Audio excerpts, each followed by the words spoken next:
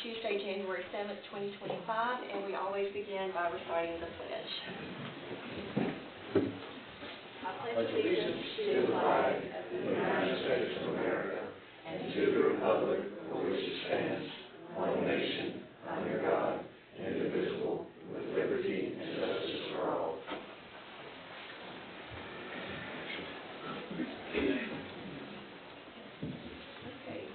Misty, can you take a roll call, please? Connie Reed. Here. Carlton Hay. Present. Jacob Puckett. Here. Brian Hill. Here. Scott Glover. Here. Okay. So, first of all, we will start with approval of the minutes. Anyone have any questions about the minutes?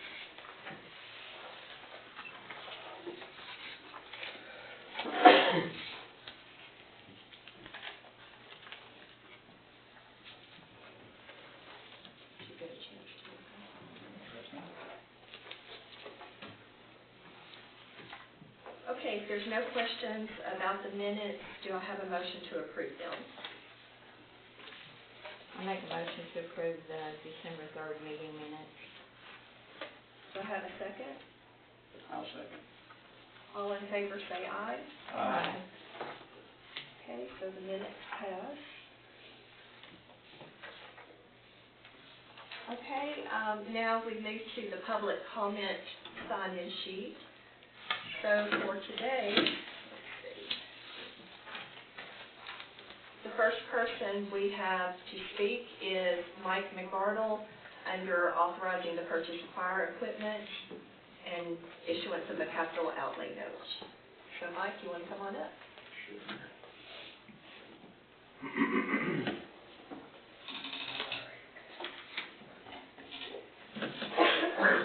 Just real quick.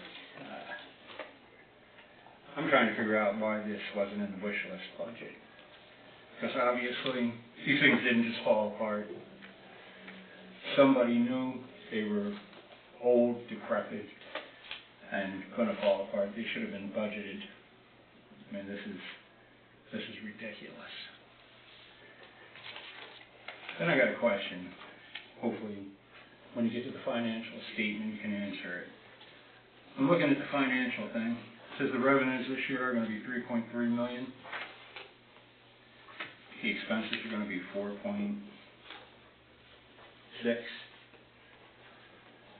I'm not good at math, but that means we're negative. Even though this is government accounting, and I know I don't understand it, where are you getting $1.8 million? And I hope it's not from another tax increase, since the last one was a little bit more than people expected. And I'm sort of trying to figure out, there weren't very many options. We're talking about buying new trucks. Did anybody look at leasing, buying a used truck, getting a grant, talking to other towns, seeing what the hell they do? This all seems a little bit quick for a $1.8 million outlay. Like Burns has trucks. They might not have cops, but they got fire trucks. What's Nashville though? Does Nashville have any trucks they could get rid of? New Johnsonville, wherever the hell that is, got grants. Why aren't we pursuing that kind of stuff? I mean, I know you guys are all rich and want to jump into buying this stuff, but that's ridiculous. And that's about it. I mean, when we got a deficit, it makes no sense to be buying this stuff. And it's a fire truck we used, what, 6 times in 12 years? Do we have other fire trucks? Like if my house catches on fire tonight, do we have a fire truck to put it out? I mean, it seems like we're jumping the gun here. And unfortunately, the people that live here, not the people that are moving in, are going to end up paying this again. It's ridiculous. Thank you. Okay, also requesting to speak about the purchase of fire department equipment and the capital outlay note is Sheila Ellis. Do you want to come on up?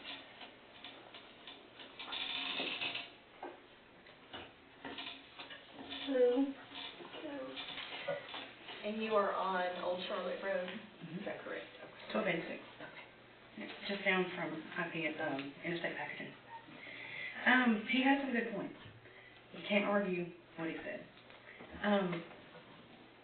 But I have some points I want to bring to the table too. Not many people have experience in public safety, but I do. I first started public safety 2003. I've taken calls from people trapped in homes. I've taken calls from businesses that were on fire. I struggle with that number too, and I understand that it's a lot of money. And I also agree with him that it probably should have been dealt with long before now. I don't disagree with that. But I do disagree with the amount of industry that we have in this city that will be uncovered. Because they're not going to fight that fire from the outside, they're going to fight that fire from above.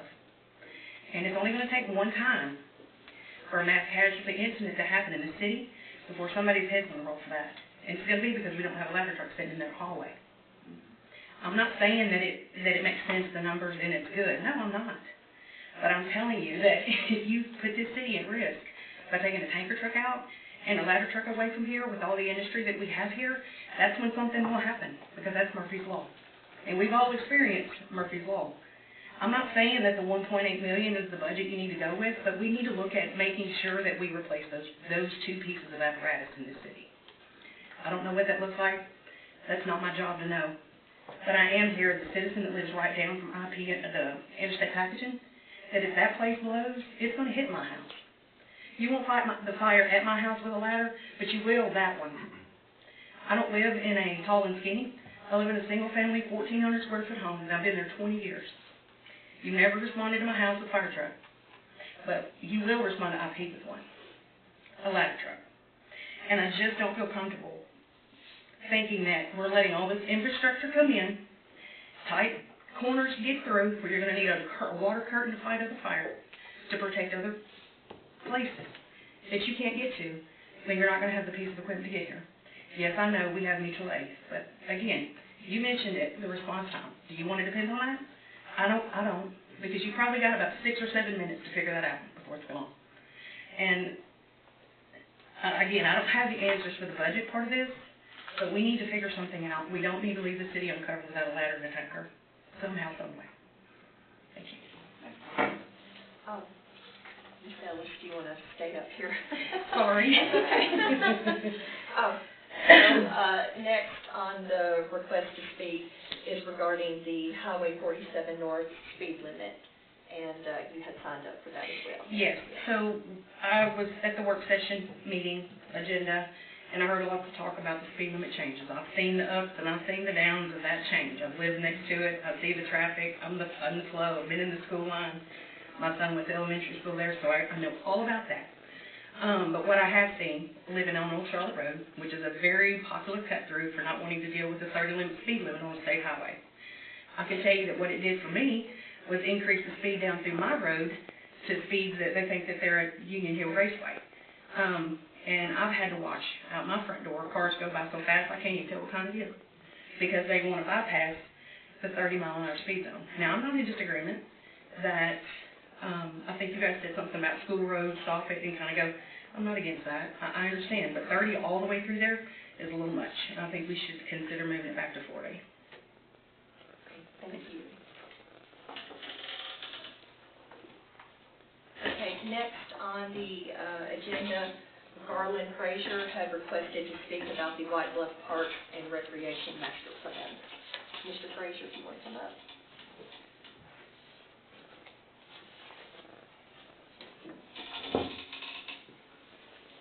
Good evening. I received the master plan today, so I'm just kind of last minute here. Some of the things that are on there for the future need to be now instead of 5 years from now, or even 6 months from now. On the long-term side, it says upgrade the concession building. I sent photographs to a councilman today of the bathroom facilities, and they're atrocious. you'd almost be better off to go use the bathroom in the woods.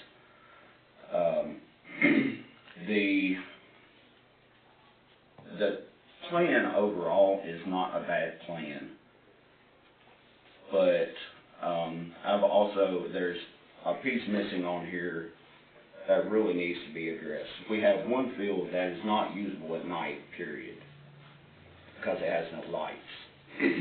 I have taken it upon myself and done lots of homework, talked to lots of people. Relighting the entire park is about a $75,000. This is not including the installation, but a $75,000 project. There is grant money out there for this. There are other avenues besides saddling the taxpayer or the city with it. Also, the school system pays for upgrades and stuff at Charlotte.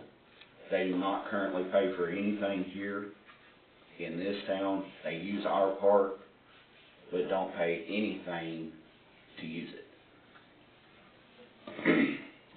So I think that would be a good way to pay for a lot of this, is seeing what agreement the city can make with the school system. And also, I do know that the Little League is being charged rent. Where that money's going, it's not into the park. So, that money could be used to pay for all these upgrades to the fields, and I'm not talking about using that money for the paving loop or any of that stuff, but as far as the ball fields that kids actually use and our middle school kids actually use, it's time to make a big investment in all of that facility.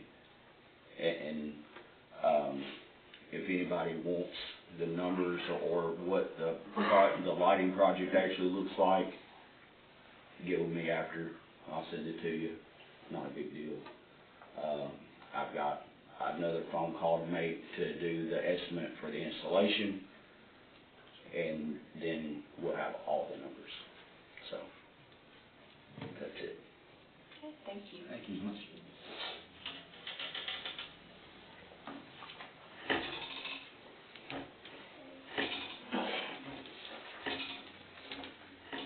Okay, that is everyone who had signed up to speak at the meeting tonight.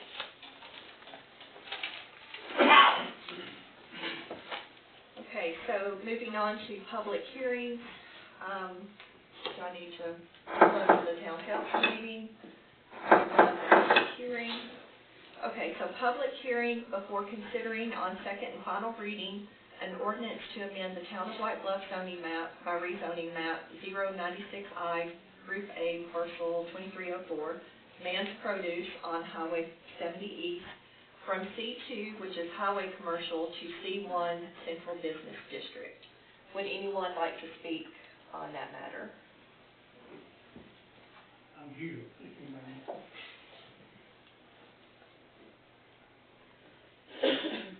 Okay, if no one would like to speak, then we will close the public hearing and move on to communication from the mayor. Okay, so part of what we need to do tonight for the January meeting is we need to go through the process of handling appointments. So the first one for tonight is the vice mayor, position of vice mayor. And it is, I guess, for me to make a recommendation for vice mayor, and then also the council members, if you have a recommendation, you can issue those as well. Yeah, so just real quick on procedure, Mayor, you'll open it up for, we'll call it nomination. Any name can be floated, and we'll have that on the list. And then once everybody's nominated, whoever they want to nominate, you would close nominations. And then Misty will conduct a roll call vote. You're not voting yea or nay unless there's only one nominee. If there's two or more, you are saying the person's name that you're voting for. And we're going to go through that process until there are 3 votes for a particular person. So let's say Smith and Jones are nominated. If you go Smith, Jones, Smith, Jones, Smith, 3 Smith, 2 Jones, Smith will be vice mayor. If there are more than two, the lowest vote getter drops off until you get down to two. So Misty and I will track all of it, but it would start with the mayor opening up for nominations, closing it, and then we'll start doing some roll call votes.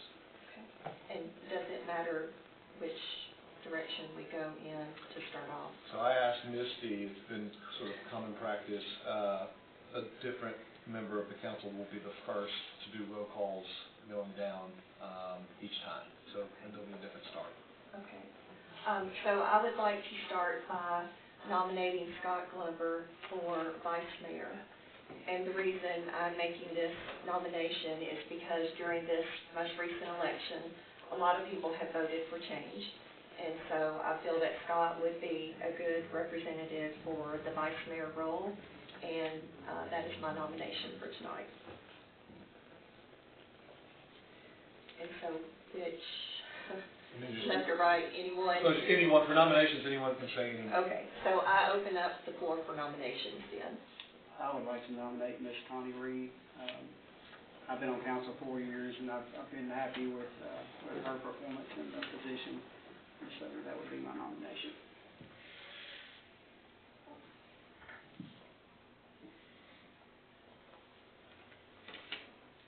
Any other nominations? Okay, so do we proceed with voting now? Yeah, you can close nominations, and then we'll do a roll call. Okay. So reminder, you're not voting yea or nay, you're voting, just say the person's last name would be easiest, and you are allowed to vote for yourself. There's no conflict there. You don't have to vote for yourself, you can vote for someone else, but I've gotten that question, so just all 5 council members need to vote for either Mr. Glover or Ms. Reed. Scott? Yes, I would vote for Mr. Glover. Brian? Reed. Jacob? Reed. Kincaid? Reed. Reed? Reed. That's 4-1, Ms. Reed is vice mayor. Okay. Boo. Okay, so moving on, council representative on the planning commission. Again, I would like to start by my nomination, and I would like for Ms. Reed to continue being on the planning commission, if she accepts. I'd be happy to. Thank you. Okay, are there any other nominations for council representative for the planning commission?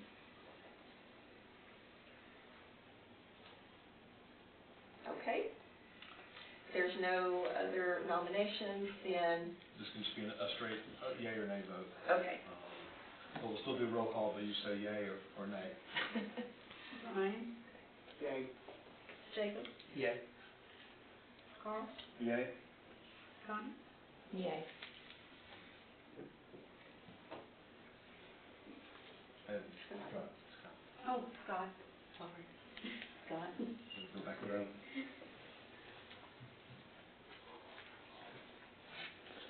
So we have a planning commission representative from the town council, mayor. And then the last item is department heads. Traditionally, it's put forth to the council to just approve the department heads that are existing. Obviously, Melody Lewis has retired, so I believe, not to speak for you, but I believe it would be Misty being the town recorder. So with that in place, the other 4 department heads, the council will be voting for all 5 together unless anyone wants to talk about any one of them individually. So they will approve it as one, okay. Unless anybody wants to bring one out to talk about any one department head. Are there any nominations or any comments about our existing department heads, with the exception of Misty, who is, I guess, the nomination for town recorder? Are you recommending any changes, or is everything as it was? So just to run down, Misty Rogers, of course, is the nominated for town recorder. Police chief is Chris Fulcher. Fire chief is Eric Deal. Projects administrator, public works director is Jeff Martin. and town attorney is Andrew Mills. So,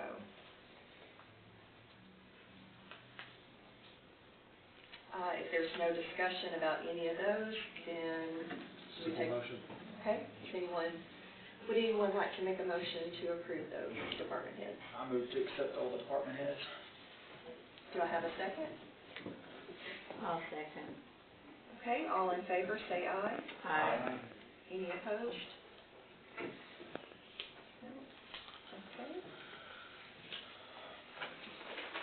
Okay, so moving on to budget and finance. You should have in your packet the numbers from November 2024 financial statements. And Misty, is there anything that you want to highlight about that? Nothing's changed since the last time we discussed it.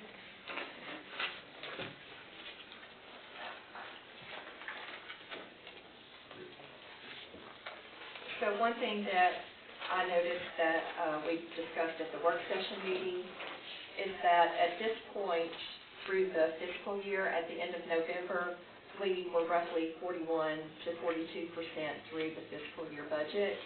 And for revenues, at the end of November, we were at 49.44%.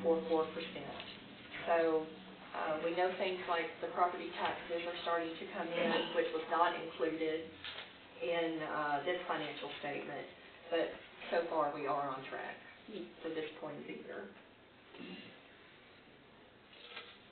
Misty, would you mind just for the audible record addressing the citizens'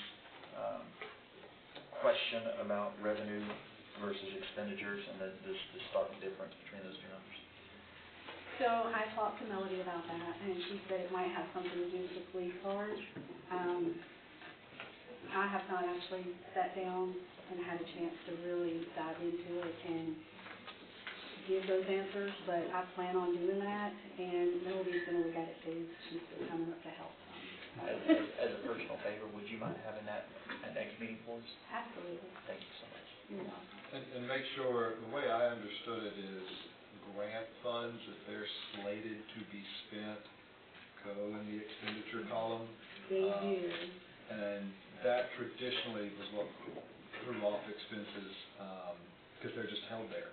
Now, they haven't been spent yet, which is why expenditure percentage is down, but Right. yeah, I would look at that as well, because there's been several years in the past that if you get a significant grant, it can throw the numbers.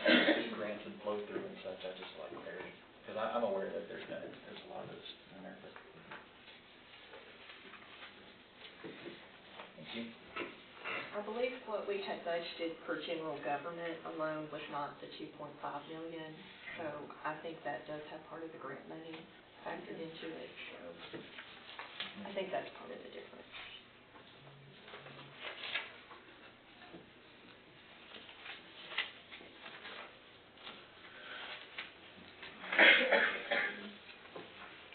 And then also, if you flip over about 3 to 4 pages, you'll also see the interest earnings from the local government investment pool. And down at the bottom, you have the interest that has been earned to date since it was invested, and then on the right side, you have the interest that's just for this fiscal year, right, Misty? Correct. Okay.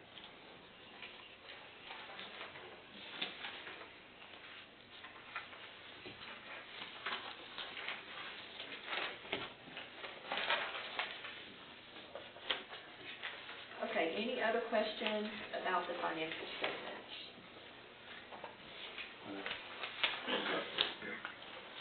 Yes, the interest rate that is being paid on the local government investment pool seems to be dropping. Yes. It is. That's the Fed is paying their, They vary, so it will go up and down. Right now, it's on the downturn. well, it looked like it stayed pretty consistent up until about 3 months ago. Very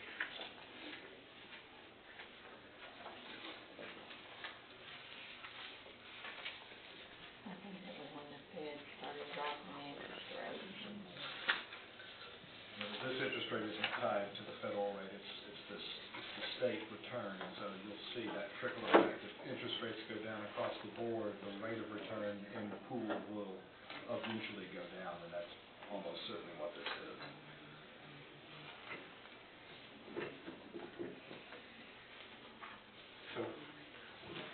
Why is it going down? Because overall interest rates are going down. Not It's just their rate of return in the pool. Right. It's set by state, so. So the state is setting the interest rate on this. It's more of a rate of return. It's what they're getting back on their investments, which are low risk, kind of tied to that baseline interest rate. It's like buying a bond, but not quite the same. But yeah, if overall, the way I understand it, if overall interest rates start dipping, this will start to dip behind it, it'll lag behind. So if interest rates keep dropping, that number will probably keep dropping. If they go up, that interest rate of return will probably go up.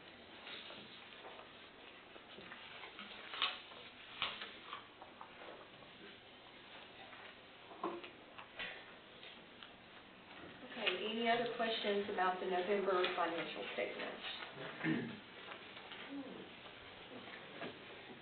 Okay, if not, we will move on to the next item under budget and finance, and that is considering the state contract for access control and authorize the mayor to enter into a contract. So if you look at the sheet that you have, it's number 3 and 4. For the document scanning, we had $42,000 budgeted for document scanning. We had a couple of different, two different estimates for document scanning. R.J. Young, $26,310 under the state contract, and then DataBank, $36,060.65, also on the state contract, but it is using some different software and different features added. Do you want to discuss anything, Misty? I knew there were some questions about it, so I was going to see if Tucker could come up and answer any of those questions that the council might have. Sure. Hi. A representative for R.J. Young. Yeah, it's nice to meet you all. I've been your copier rep for the last 2.5 years. So sure, whatever questions I can help with. So how does all this work? Right, so that's kind of the funniest question when you talk about cloud services, right? It's like, where does it go? What does it turn into? A couple years ago, I think we did a project for City of Mount Juliet, and this is kind of like my most hands-on experience, so it's the best way I can describe it. We went basically into their back files, which I think we did too here. Basically, we customize each and every one of the files into a cloud-based PDF. So basically we take all of your physical hard files and we store them into the cloud, and it's your own private, secure, easily accessible form to just keep all of your files in a more digitally based cloud, where you guys can access whatever you need and also get rid of actual physical files, clear up space, and it's also a way for it to, in case you had a fire and all of a sudden, your files are gone, it's a way to not have to deal with that issue anymore. So it's a way to basically store and retrieve files and also streamline workflow. So you scan them Yep. to a PDF, which is a searchable format. And we can also do, I had to write this down, we can also do TIF, but it's basically all depending on the DPI of the scanning, and you have to have 300 because that's the optimal. It has to be for the scans to be a searchable PDF. So PDF is preferred, but you can also do TIF if you need to. As far as searchable PDF, with this software, how searchable are we talking? I mean, topic, content, content in the page that you could be able to search for, like a search engine with AI. What are we looking at? Right. So keyword is customizable. Everything that we so essentially we could even have it down to just a name. Say I don't know your name, but say you wanted it by your last name or by a certain category that you created on your own, file that you have on your computer. We can basically do the same thing. So everything is like very easy. Literally, get on your computer, type in your last name, and then you could even, let's say you wanted it by, just for an example, let's say it was yard sale. you could type in yard sale and it will pull up every single date of like a yard sale file that you had. Will it still be organized based on content that could be theoretically downloaded, say, to external hard drive? Let's say Jeff wanted to keep it here at the town hall in a safe. Yeah, Redneck version on it, Yeah, it's like I said, it's completely customizable to how you guys want it. So it essentially, if that's how Jeff wanted to do it, then we could do it that way. Personally, I like redundancy just because I I feel like understand. I own a hard drive, but I also have a database. We use it at RJ Young, and it is very simple. I mean, I've been there 2.5 years, and I've never had to ask anybody like, hey, how can I find this file? It's pretty straight up and simple. So the procedure is, are you gonna scan the oldest first and the newest first? Yeah, so typically we like to start, we try to find similarities, because all your files are different. You have some that are, your standard files that are in the cabinets, and you also have, I think, some booklets that are back there that we're going to be scanning as well. We'll typically start with kind of the groupings in order. Typically it's alphabetical, but like I said, everything's customizable to how you want it to be done. So if you wanted, this certain section done first, okay, we can do that, and then we'll work from there. It's, like I said, it's user's choice. So. Now, Madam Mayor, once we get this accomplished, are we going to be moving to a digital-only format and getting rid of hard files or no? No, because some files, like Andrew said, have to be kept on file. Will we try to do a purge on the ones that are unnecessary and then continue to upload as we develop new files or no? I think that's a process we can It would look just take into. 15 years to have to do this again if we're not ongoing upload. Ongoing was discussed on Thursday, the need for that. This, the way I understand this kind of gets us up to date from when you enter into a contract, and then I imagine it would be less expensive to do, quarterly, a few scannings. Yeah, so we do right now, just because I'm a reference type of person, for town of Mount Juliet, we're doing every 6 months their files, because they had, storage facilities on storage facilities of files. So, yeah, we can do it kind of periodically, and it's more cost effective that way, but like I said, it's always, we want it to be as seamless and easy as possible for you all, so it's kind of however you want to approach that, and we can always show you what the budget looks like as we go. Obviously, what we decided tonight on an ongoing process, would you mind supplying us with some form of options as far as ongoing, just so that way, because I would like, as we approach this next fiscal year, for us to be able to discuss if that's going to be a budget line item, so that way we don't have to go, at least to discuss, I think it's worthy of discussion. Yeah, I'm just writing that down. If you wouldn't mind, I'd appreciate that. So for example, the minutes, your resolutions, and your ordinances, we do keep the originals of those. But I'm sure there are plenty of other documents that don't have to be kept the original. Those are probably the three most important ones, because those are your laws. Those are your minutes, are the reflections of how you act.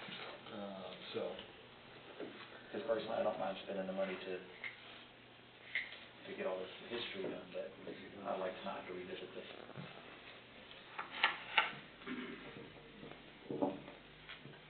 He's also here to talk about access control, if you have any questions on that.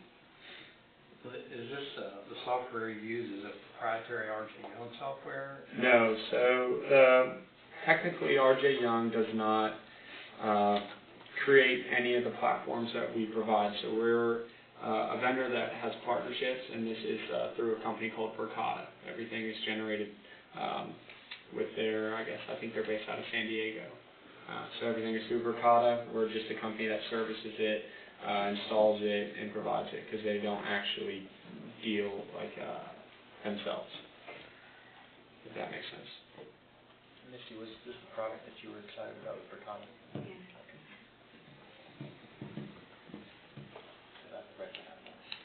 So will the documents be taken off premises here?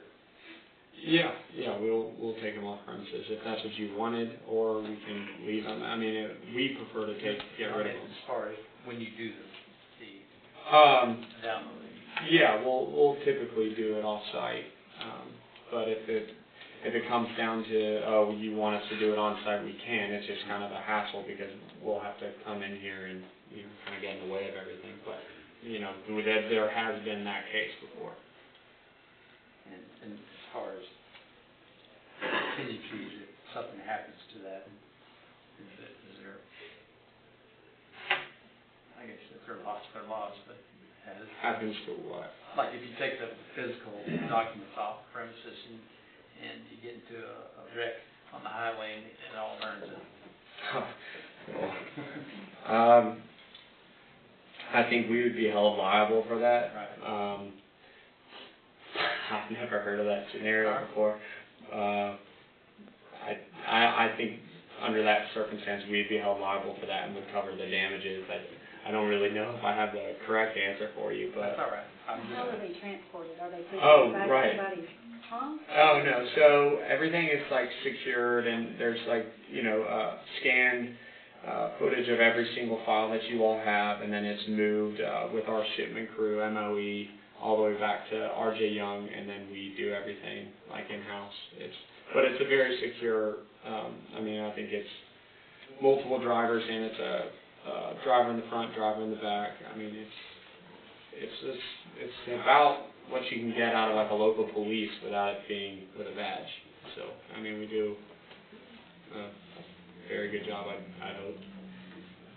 I'm well known for asking a stupid question. No, it's a good question. There's no such thing. Are there any other questions specifically about document scanning? And Andrew, do we need a motion on each one of these separately? I think that would be best, because these are two different bids.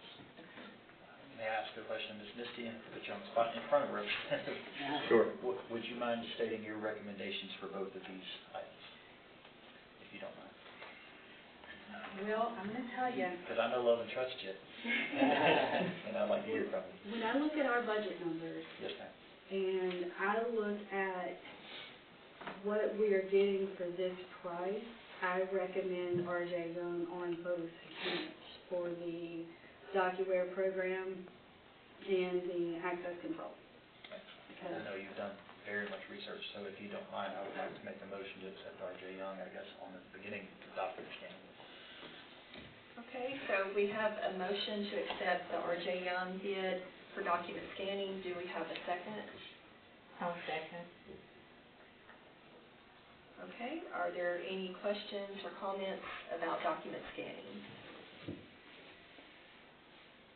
If there's no more questions, all in favor say aye. Aye. All opposed or any opposed? Okay, thank you. Don't go away just yet. Okay, so document scanning passes for RJ Young to complete the scanning. And so next, for number 4, we have access control.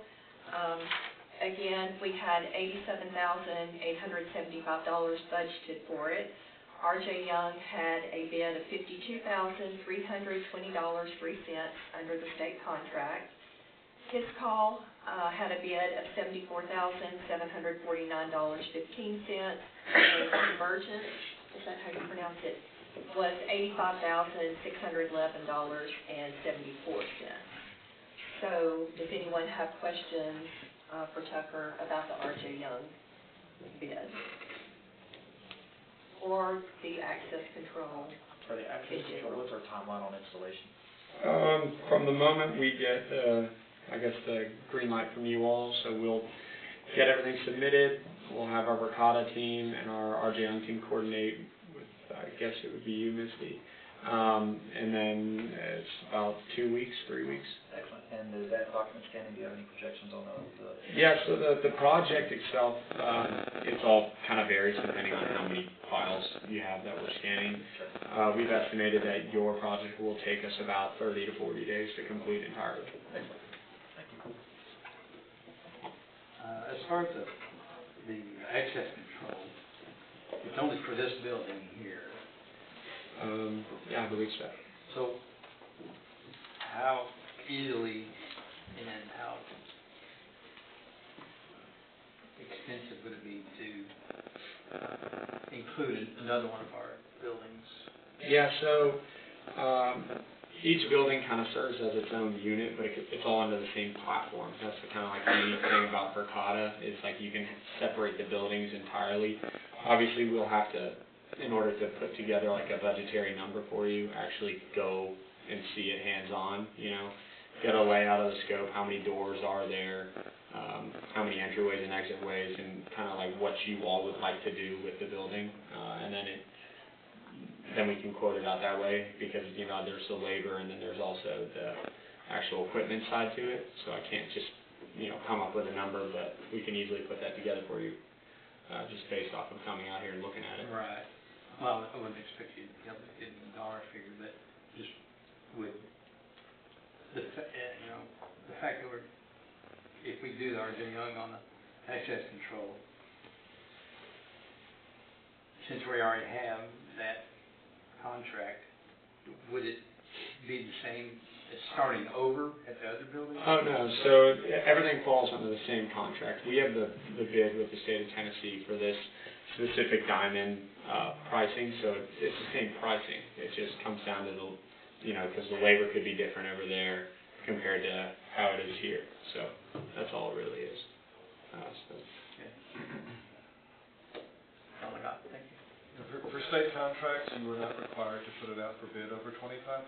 I think Misty just wanted to give you options, because 4 of the 5 you see on this sheet are state contracts, but it was not required, just to give you, if none of them are state contracts, you have to put out for bid anything over $25,000. But if this council down the road said, let's add this to building X, and they are still on a state contract, you wouldn't have to put it out for bid, you could just go with it. If it was under $25,000, you wouldn't have to put it out for bid at all. Okay, any other questions about access control? Okay, if there's no other questions, do I have a motion to approve the R.J. Young bid for access control?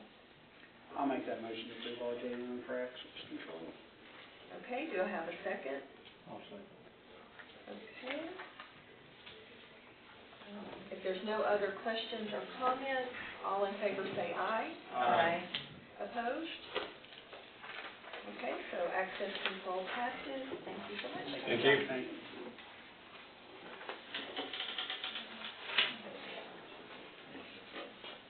Okay, so one other item under budget and finance, consider required changes to the town's bank accounts. And there is a sheet in your packet, number 5. So we have 2 different bank accounts, one with First Federal across the street, and then F&M Bank down the street. So this is just kind of housekeeping items to have Mayor Hayes removed from the account, replaced with me, and then Melody Lewis will be removed from the account and replaced with Misty Rogers as our new recorder. And also for F&M, I believe you said Carol was still on the account, so Carol Harmon will be removed from that as well. Still ran away with our money. And Mayor, I brought a resolution that passed it out, that's what you have there for this number 5, so that if it's approved tonight, Misty can take it up to the banks and get you and her on those. Okay, so are there any questions about that? Do we need to have a motion for the resolution? Just a simple vote, yes. Okay. So, do I have a motion to approve the resolution to make changes to our bank accounts? I'll make that motion. Okay, do I have a second? I'll second. Okay, all in favor say aye. Aye. Any opposed? Okay, so that will take place, and we'll figure out if we have to do the signature on. Okay, all right. Okay, we're good. Okay, so that is it for budget and finance. We will move down to codes and permits for number 6. And this is consider on second and final reading an ordinance to amend the Town of White Bluff zoning map for Mann's Market from C2 Highway Commercial to C1 Central Business District. Do I have a motion to approve on second and final reading?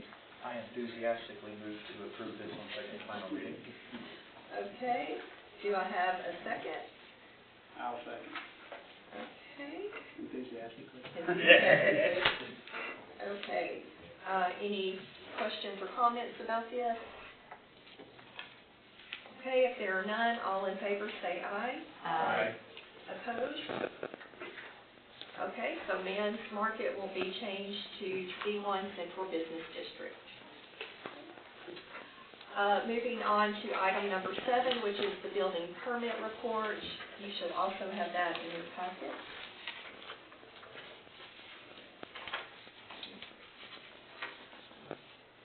Jeff, you want to discuss it? Sure. Mayor, for the month of December, there were 5 residential building permits. The one at the bottom, permit 2666, is actually for 4 townhomes. So it's 5 permits, but it's actually, I guess, 9 entities. There was also one accessory permit and 1 porch remodel permit issued in December.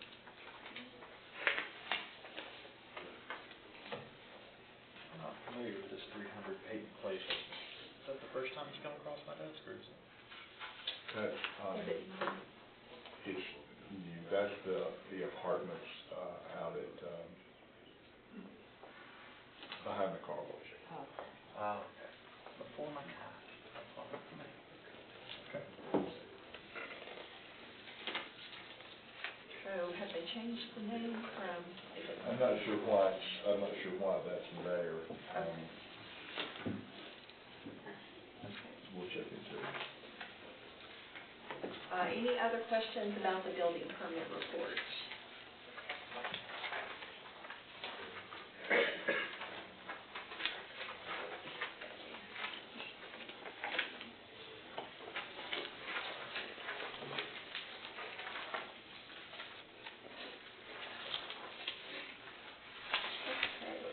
I do have a question in general. It might not be a Jeff question, but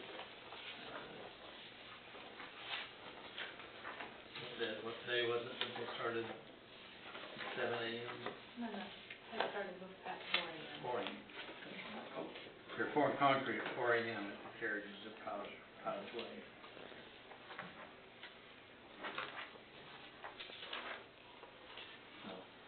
Talk to Roy about that. Yes, that's a bit early.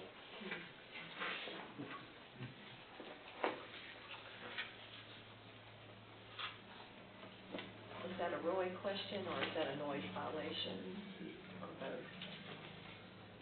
I mean, well, no, I mean, that's too early. So, I mean, if we're made aware of that, then we can look into it. So, do you know what day it was? I think it was Thursday. Wednesday or Friday of last week. Okay. It's probably Friday, because I assume they were trying to beat the weather. The rain coming in. I can give you the date, let me run it. I sent you the text.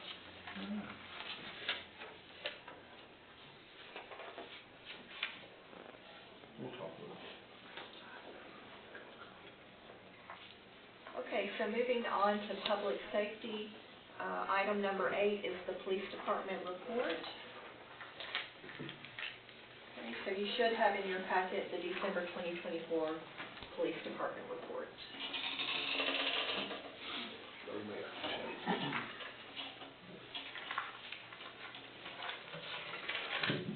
Total calls for service, 361.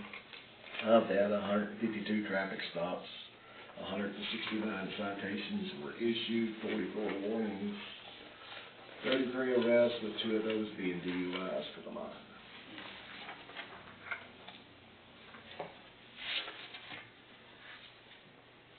In case you wonder, 77 were on Highway 47. I knew you were going to ask. Yep, I was curious. 77 stops. I'm not sure how many of the citations were actually issued. I didn't have that number, but there were 77 stops of the 152 were on Highway 47 north. While we got you, Old Charlotte, apparently they prefer to go through there. I think that speed limit's 25? 30. 25. I would request that we control that a little bit too. The ones, because I guess they're shooting past, like, Civic Center. 30 on that side is 25 from the traffic light to Bibb, behind, well, not the Bibb Center, but Richard Bibb's old building. I mean, the whole purpose, you know, they need to slow down. So whether it's that road or the main road, but if y'all got a day that you'd like to control that, I appreciate that. It's always been a cut through. It has. We've issued several citations out there as well. I know I used to work at Hart. I used to sit there at the Carl Pond Church. Yeah. And, but I will stress to the guys to. I appreciate it, because she's obviously seen it, so therefore, you know. It's not a doubt in my mind it's happening. And I understand, like I say, I fight myself every time going through there, trying to keep it at like 35 up that hill. Yes. But I do feel it's important. I do have one other issue I was going to bring up about the patrol cars, where the 2017 was totaled out. The insurance company originally offered us $10,000 for it, and after some discussion about the equipment in it, I ended up getting them up to $31,427. We had a second 2017 that was involved in a deer hit. It was roughly $4,000 come in from it. That put us down actually one of the cars that we were going to keep in case we were able to put Macy back on the road. I talked to Lonnie Cobb Ford. They do have a new one. It's sitting there. It's ready to go. It would be roughly $57,000. I would need $22,000. I would suspect that the 4 cars that we have to sell, they are equipped. They will be sold on gov deals once we get the Axon camera equipment out of it, and you guys approve selling them. I would suspect that they will cover that and then some. They're averaging about $7,500 on gov deals when we, being that they are fully equipped. Lonnie Cobb did say they would hold that vehicle for me. I told them I would speak with y'all and see how y'all wanted to proceed about that. Do you feel like all the sales will completely cover that other vehicle? I would be surprised if it didn't. I mean, as long as we sell the 4 vehicles. I know there'd been some talk about keeping one for the fire department, or I believe codes had asked for one. I guess it's going to depend on what y'all want to do.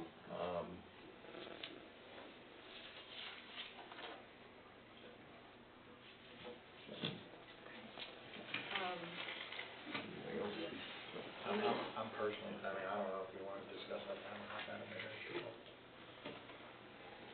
Is it time sensitive in terms of, the vehicle that they have? It is. I actually asked him, he put our name on it, which I told him I had to get approval before we could purchase it. I did not issue him a PO number, with the hopes that you guys would approve me to go ahead and let me get it. The payment would be due, well, if we picked it up next week, I mean, I guess we would have 30 days, the payment would be due on it.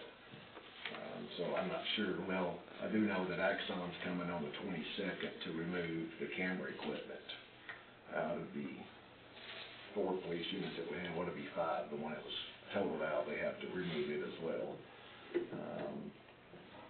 Once they get those removed, like I said, we can move forward with getting them issued on, or get them put on gov deals, or. Do you already have the money from the insurance company for the other 2? The one, the first one, yes, the $4,000. When I talked to the insurance company, they were mailing the check yesterday for the $31,000. He was going ahead moving issue us the check on yet. So basically, we got the bulk of the money until we sell the other 4 cars, and then we'll have all of it. I personally don't have any issue with it, if you can finagle it out of the other used cars. I would suspect they would. I I personally don't mean, I can't, like I said, I don't know. Like I said, the mayor and I had talked about keeping one of them for the fire department. I'm not sure if that's what y'all want to do, which I don't have a problem with. I mean, it's city-owned vehicles. Well, even if there's 4 of them, right? Even if we kept one for codes and one for the fire department, and we guesstimate that we could get $7,000 to $7,500 with, I'm trying to do this in my head. With the equipment, that'd be $15,000. I mean, that would leave us, if we could get $7,500 apiece for them, we would be, roughly $7,000. Which, if we kept it for the fire department and codes, there is some equipment in there that we could remove and sell, like the cages. We'd have to remove the blue lights. I mean, we might be able to sell those, the gun racks. There are some items that we could remove and sell separately. Didn't we discuss too that you might have some funds in your existing budget that might not be spent in this fiscal year possibly? Yes, ma'am. When I checked with Misty last month, we were actually sitting pretty well. Like I said, if we hired Macy back, we would be able to fund her from March until June, and then we would also, there was extra money left on top of that. So even if we keep 2 cars, we're still looking good to be able to pay for them with what we've got, basically. I would think so. Do we have to add this to the budget to vote for him? No, you can authorize a purchase. Now, how it checks out may require an amendment to the budget, but that would be comprehensive. I mean, if there's extra money in the police department budget, we have to go through the surplus process, you'll have to authorize the equipment to be declared surplus, so it can go on gov deals, that whole process, and go back in, it'll just have to be looked at. I personally have no opposition to it, it sounds like you've got a good game plan, but borrow from Peter, people, sounds good to me. It is over $25,000.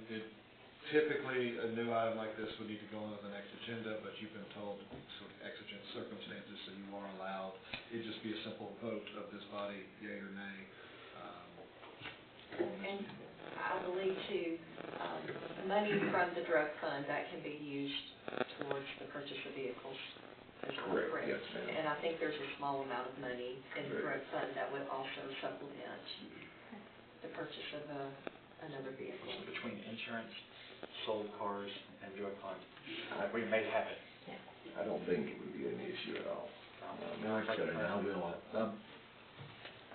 honestly believe there'll be money left over in my budget this year, unless, knock on wood, something happens. I'd like to send it through if we can. I was normally need to hear motions. If we can do that, I'd like to take a vote on it now if possible. Easy, normally your motions, I was restraining myself. Just go right ahead. No. So I'll make a motion, we approve him to go ahead and issue a PO for this police car. I'll say. Okay, so we have a motion from Hill, a second from Kincaid, so now we can open it up for discussion. What is this car needed for? Is it spare or? Well, yes, it would be a spare unless y'all bring Macy back, March 1st, and then it would be issued to her. And the black 2017 that we were keeping as the reserve unit as a spare would be our only spare at that point. And it'd be similarly equipped to the new ones we just purchased? This one here, it would be exact to it. Is that where we got the previous? Yes, sir. All those came from Lonnie Cobb. They are going to come back and restripe all of them. when they put the striping on, they leveled it up with the ground rather than with the contour of the car. So if you look at the car, they're running downhill. They look fine going down the road. The first time they've done this. They should let Glover do it, it would be right. You know, I question the same thing, if this was the first time they had ever striped any units up. But they are gonna come back and they're actually, I told them they could probably use the firewall as long as the chief would allow it. They're gonna come up and take care of that for us.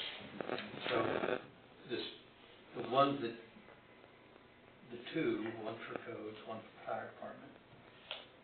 I understand what the codes car would use, or what would the fire department use, theirs. The fire department had mentioned to me that would be a question for them. If he had mentioned to me that he might want one. I know they've got one of the old Crown Vics over there, that it needs to be sold. It was an old police car. It really needs to, be gone. And these cars, are they suitable to go to those departments? I mean, we put several dollars into them repairs.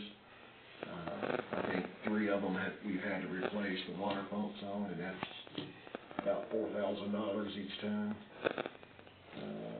So gold-plated water pump. Supposedly Ford is the only one that can put them on. So The one that's buried under the motor or something of that nature. It's bad. I can't find anybody to touch it other than Ford. So, they may last another 50,000 miles and they may lay down tomorrow. I mean, that's the only thing I can't, I don't know.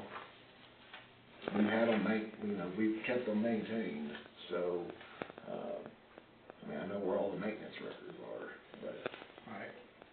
how long they'll last, I don't know. So, as I can tell from the discussion, is that there will be no out-of-pocket money spent in this new vehicle through the different avenues we have. You mean not, General fund money. general fund money? I think you're correct, and I think if we're a couple of 3,000 short, we can probably acquire that through the local businesses, I would imagine. Well, initially, there will be through the general Well, fund. when it's all said and done, my problem is the fire department is asking for a lot of money, and if we continue to buy new vehicles for you and not be able to get new ones from the fire department, it will set off a lot of people. I completely understand that, and that's, like I said, our first intentions was to keep both of the black vehicles, because they were the best ones. They were the newest ones, had less miles on them, and then the K-9 vehicle struck a deer, and it's why we're where we're at today. So, the 2 cars that we want to keep and distribute to codes and the fire department, do those departments have to buy those from the police department? So it's all owned by the city? Okay, so. They're just transferred, more or less. All right. So, there's no way that those respective departments could pay the difference just to have those vehicles in there? I don't think that's been the practice in the past.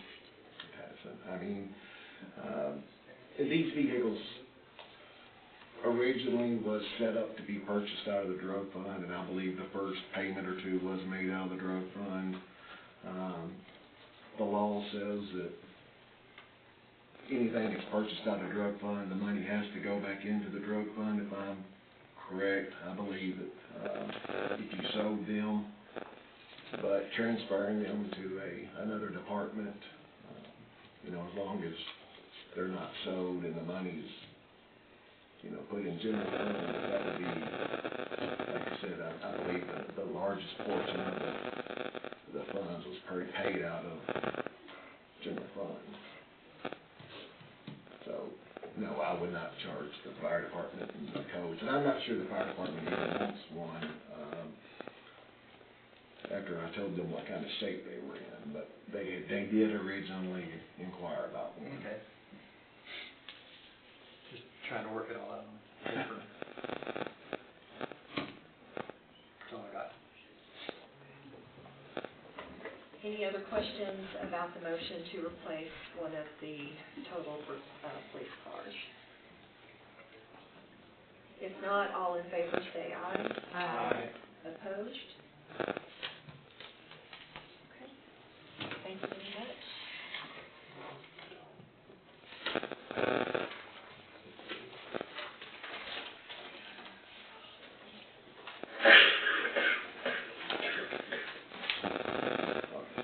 Anything else? Any other questions? Okay, thank you. Thank you. Okay, moving to item number 9, the fire department report. We'll go through this first.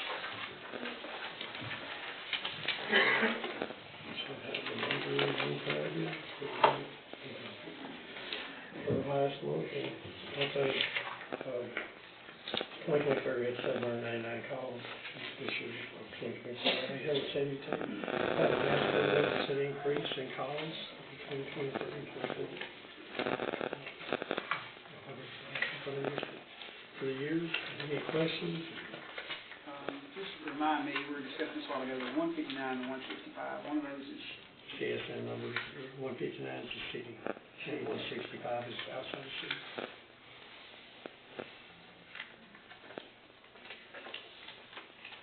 And MA is Regional, pardon me.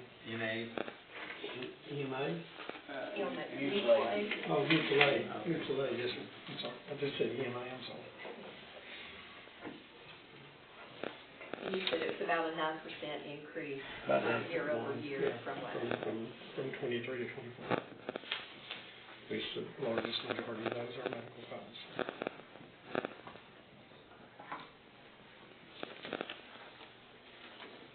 So while you're here, Yes, sir.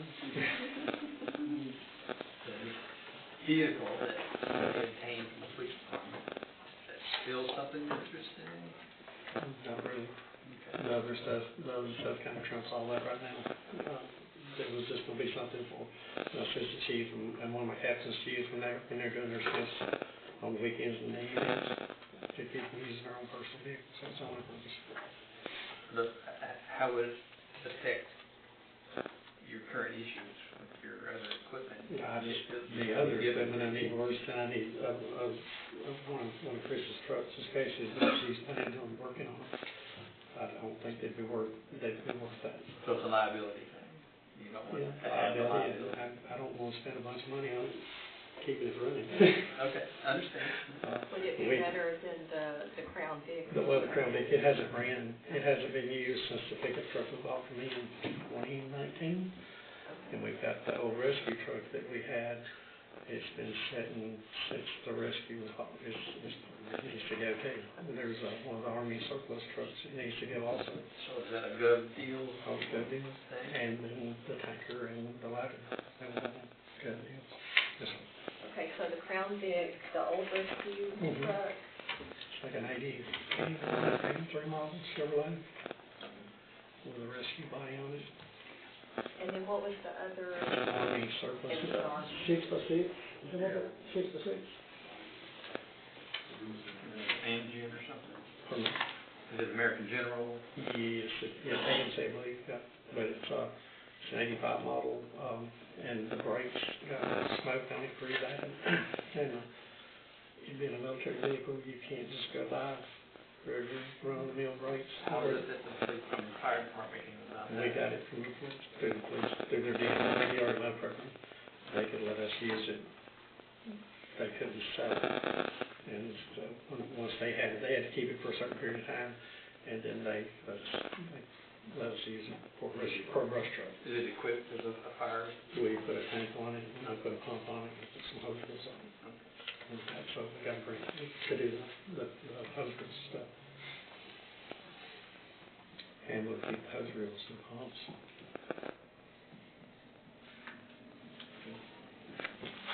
There's the report for December, the number of calls that were made, or responded to.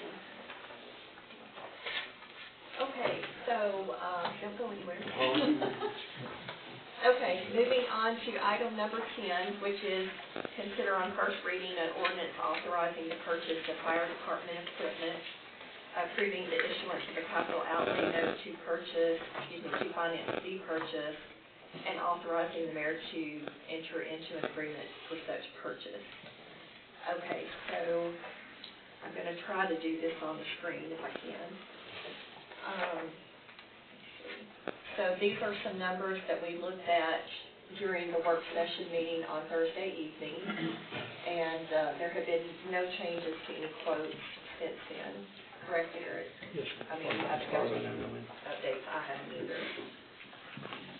Okay, so I guess to open it up for discussion, do I have a motion to either purchase one or both vehicles through the issuance of a capital outlay note? Is that how it should be worded? Yes, Mayor, and just for a point of clarification, an ordinance is in your packet, but it needs to be a resolution. Okay. So it's just a vote tonight. It has blanks, depending on what the council votes for, but yes, I think opening it up for discussion on one or both or vehicles is appropriate, and obviously there can be a full vote up or down. Okay. So do I have a motion for either the tanker truck, the ladder truck, both, or both, and specifically which vendor you are looking at if you are considering that? Would y'all mind if we did those separately, just by default? Because I would make a motion to go ahead and approve the tanker, and go through that one, and then if we can, go to the ladder truck afterwards, if that's okay with you guys. I agree. Okay.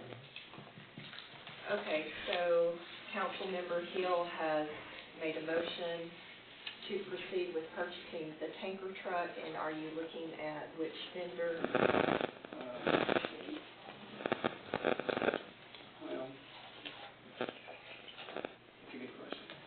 What, in your opinion, is the best tanker that's up there for money? There was difference between TriStar or Safe Industries. There wasn't a price for a tanker, because there wasn't a NAPCO, but theirs was dependent on chassis availability, so it could be as much as a year or better out. Safe Industries was their price. They give a discount if we do both of them together, so that price will probably change. But they can have it here by like mid-February, I believe. Is it NAPCO? NAPCO, sorry. NAPCO, the representative that I spoke to, he quoted me July, so like midsummer of this year for a tanker truck, when I spoke to him. And which one was that? NAPCO, it's the Rosenbauer, yeah. I would prefer, it's gonna depend, but obviously if we're gonna do both, we need to go with Safe Industries to get the discount on dual purchase. But also I think time with that tanker truck, in my opinion, quicker the better. There's a lot of areas that doesn't have a fire hydrant that we can pump from. They're the quickest turnaround on both, actually. I personally would prefer to say Safe Industries, and there's somewhere else has a difference of opinion. I think your rationale is sound. Well, if we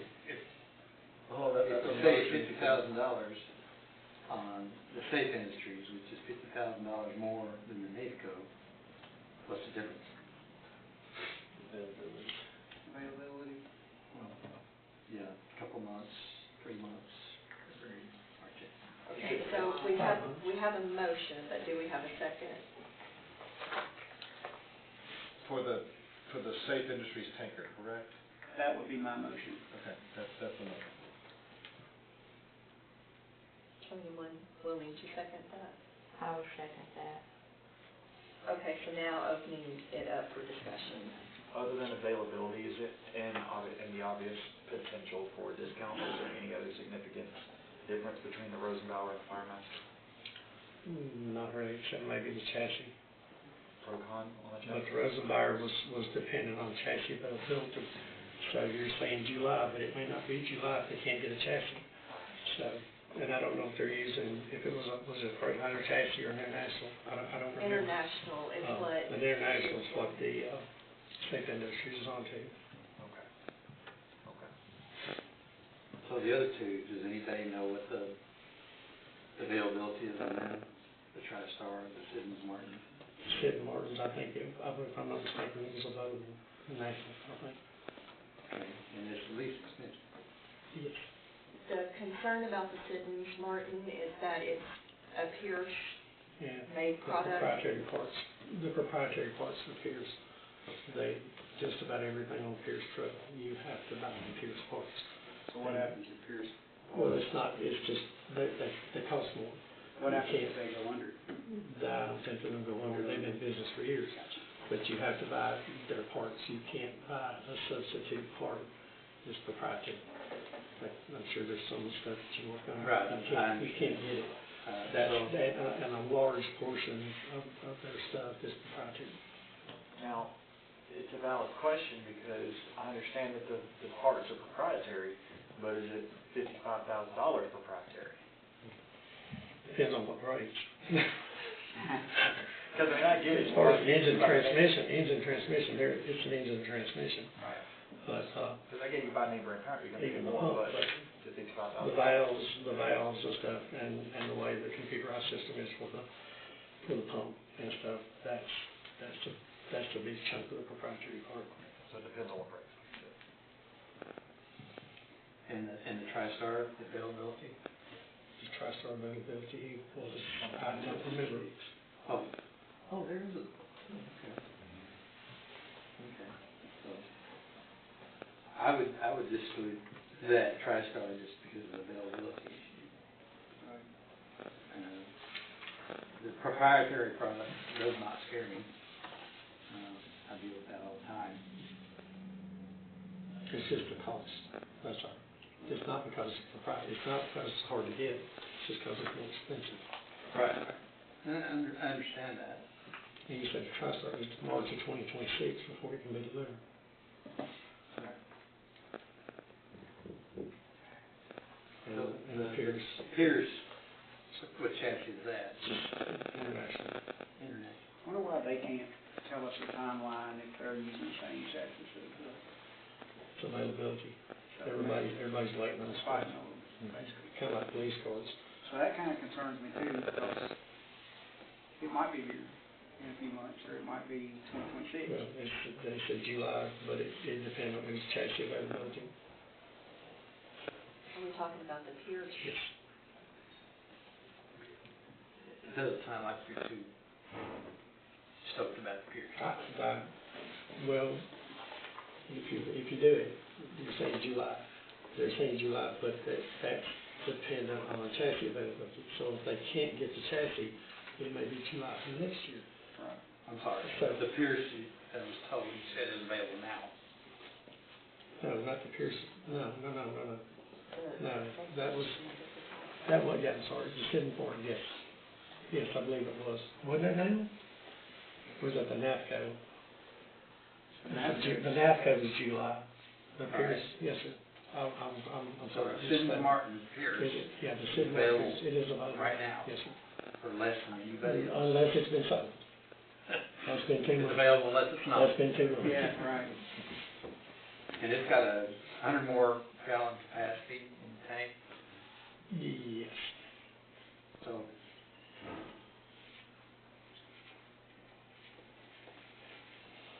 But your recommendation is the proprietary parts is most likely not worth the squeeze. I wouldn't if it was me. That's all. I mean, it's just strictly, I guess, apples and oranges. Because that's my concern is if we save $55,000 now, is it gonna cost us more later? Well, the two trucks that I have, they're Pierces, and I don't particularly like the pumps that they use. They're these, not Darley, they use waterless pumps. I'm not a big fan of waterless pumps. I like the heavy pumps, and that's what's on the other trucks that we have, and we haven't had any issues ever with them.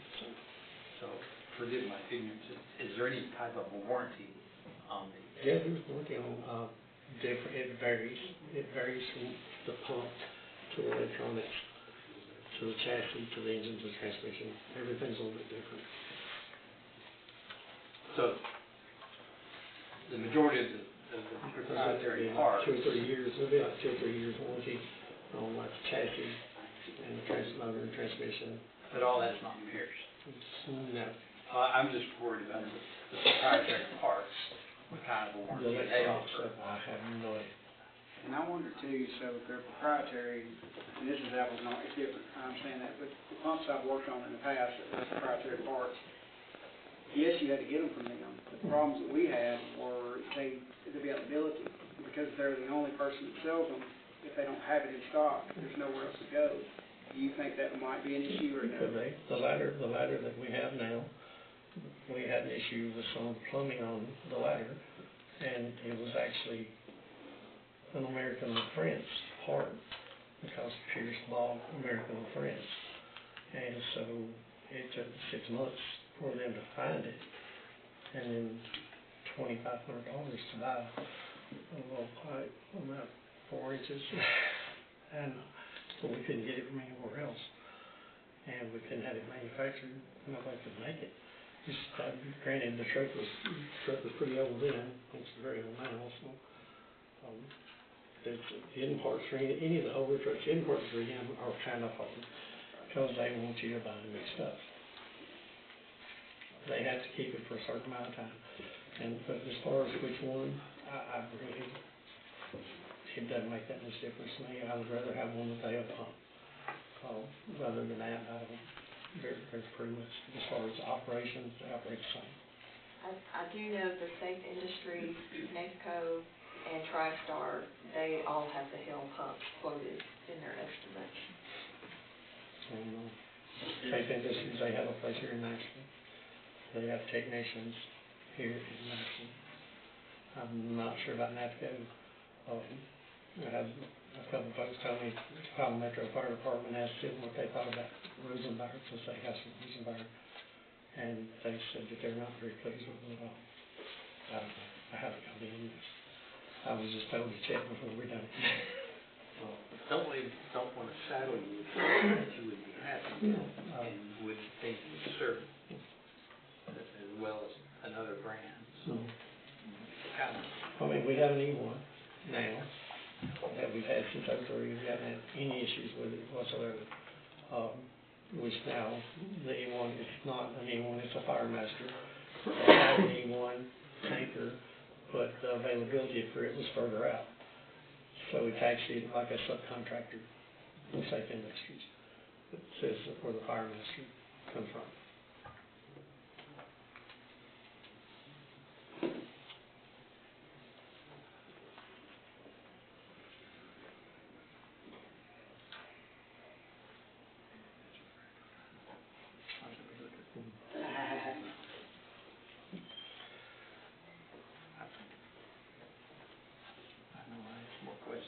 I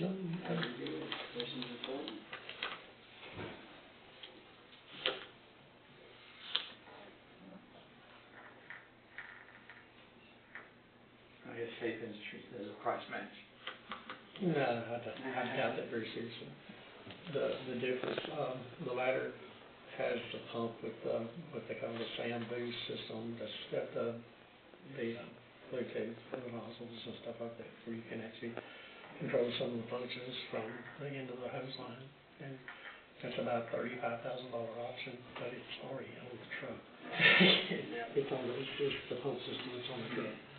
And we're spending the $50,000 discount, but that's kind of a wash. Well, even if we just get the one, if we just get the tanker, I imagine most of that discount's on that ladder. I have no idea. I don't have a clue. They might not admit to that, but, and that's another thing too, if we pick another one, and we do go with the ladder, then we won't get the discount. No. Right. I'm sure. That's kind of what I'm saying. Well, the timeline is number one, and then number two is if we do go with the ladder, I would prefer that we get them both from the same company. That's me, but that's, whatever you guys wanna do, but So just to clarify, the $455 for the tanker truck, that is the price if it's purchased alone? that is. That is the Okay, price. I got you. Thank you.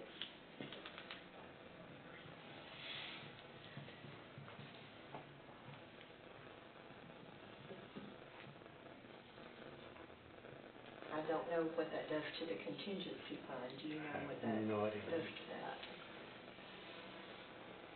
Because as a package, they have factored in a small amount of money to do the The graphics. graphics, yes. and Yeah. like what you were talking about.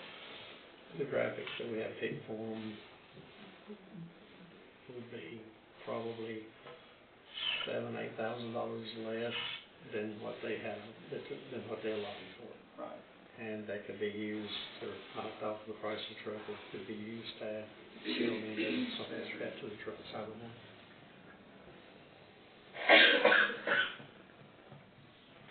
I'll end my statement with this. I had a partner one time in a business. He owned the biggest shipper we were shipping in Dallas. He said, "Don't go broke saving money." So I had my word. As far as the other trucks, they sit a lot, and water is not a friend of metal and the parts and stuff, and that's the reason we didn't know about the valves that were leaking and kept the ladder from passing the pump test. But at the same time, I didn't know then about the tires, because I never, ever in a million years imagined that I wouldn't be able to buy a set of tires, even though the truck's 43 years old. But you can't do it. And the tanker's the same way. And so that pretty much, that kind of negated everything once we got to looking at that. And then the cost to repair a ladder, which it still wouldn't be feasible to keep it in service as far as from a safety standpoint, because it's done almost 3 times past its end of life by NFPA's rules. And then the tanker, it needs a lot of attention to the engine, and you can't get tires for it.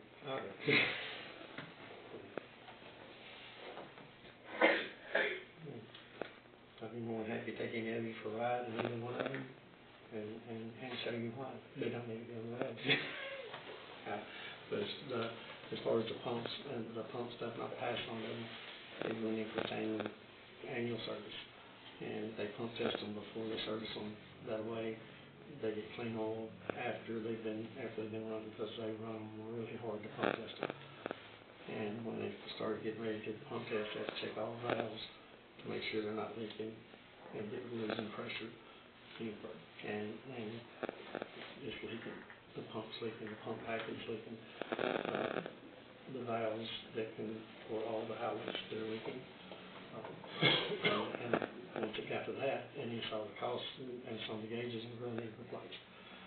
And they're old, and you can't find gauges just like them anymore. It appears, it's mainly because of the age, it's not necessarily because it's just appears. It's just because of the age. You can't find these same gauges. And to find something that'll fit in the hole, and it's just, the price is ridiculous. And to fix it would be way more, probably 3/4 of what thing's worth. Either one. But the tanker's got some issues with it on the motor. And it's actually a cat engine, and it's actually under the intake. It's not on the outside engine, like on most of your diesel engines where you have to eject your pump on the outside. This is actually under the intake.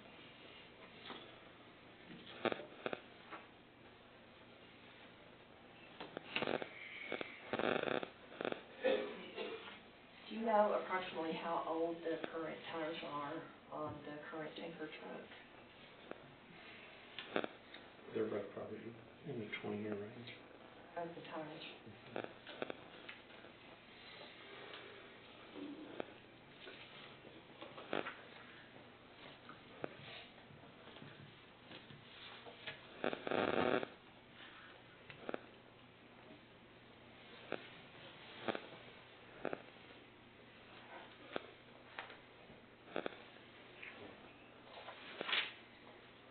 any other questions or comments about the tanker truck?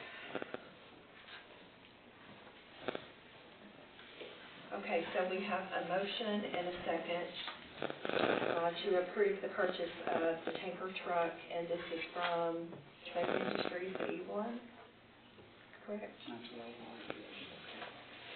And that'd be authorizing the mayor to enter into all of the agreements that we need to capital outlay note as well. Correct, yes, sir.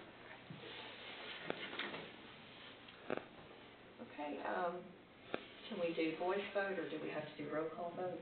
Voice vote? It's up to you, Mayor. Okay. All in favor, say aye. Aye. Any opposed? Okay, so we will, motion passes, and we will proceed with purchasing the tanker truck. Okay, so the next component to that is the ladder truck. And as you can see on the chart up here, the prices are somewhat similar. The Rosenbauer through NAFCO is the biggest difference, but that is also the one that has the longest lead time. It is out till September of 2027. And I would just like to add, in terms of getting the capital outlay note for the tanker truck, on the payments for that, I feel much more confident in our ability to be able to make those payments without having to be an excessive burden on the taxpayers. The ladder truck gives me pause, though. That's a big price. And with the two combined, I know we were looking at roughly $150,000 a year for 20 years to pay for both of them.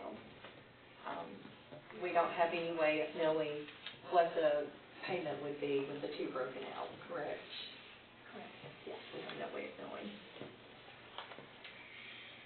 Okay, so I guess we need a motion and a second if we're going to open it up for discussion. So again, if there is anyone who wants to make a motion to purchase the ladder truck, please indicate which manufacturer or dealer you're suggesting that we purchase it from.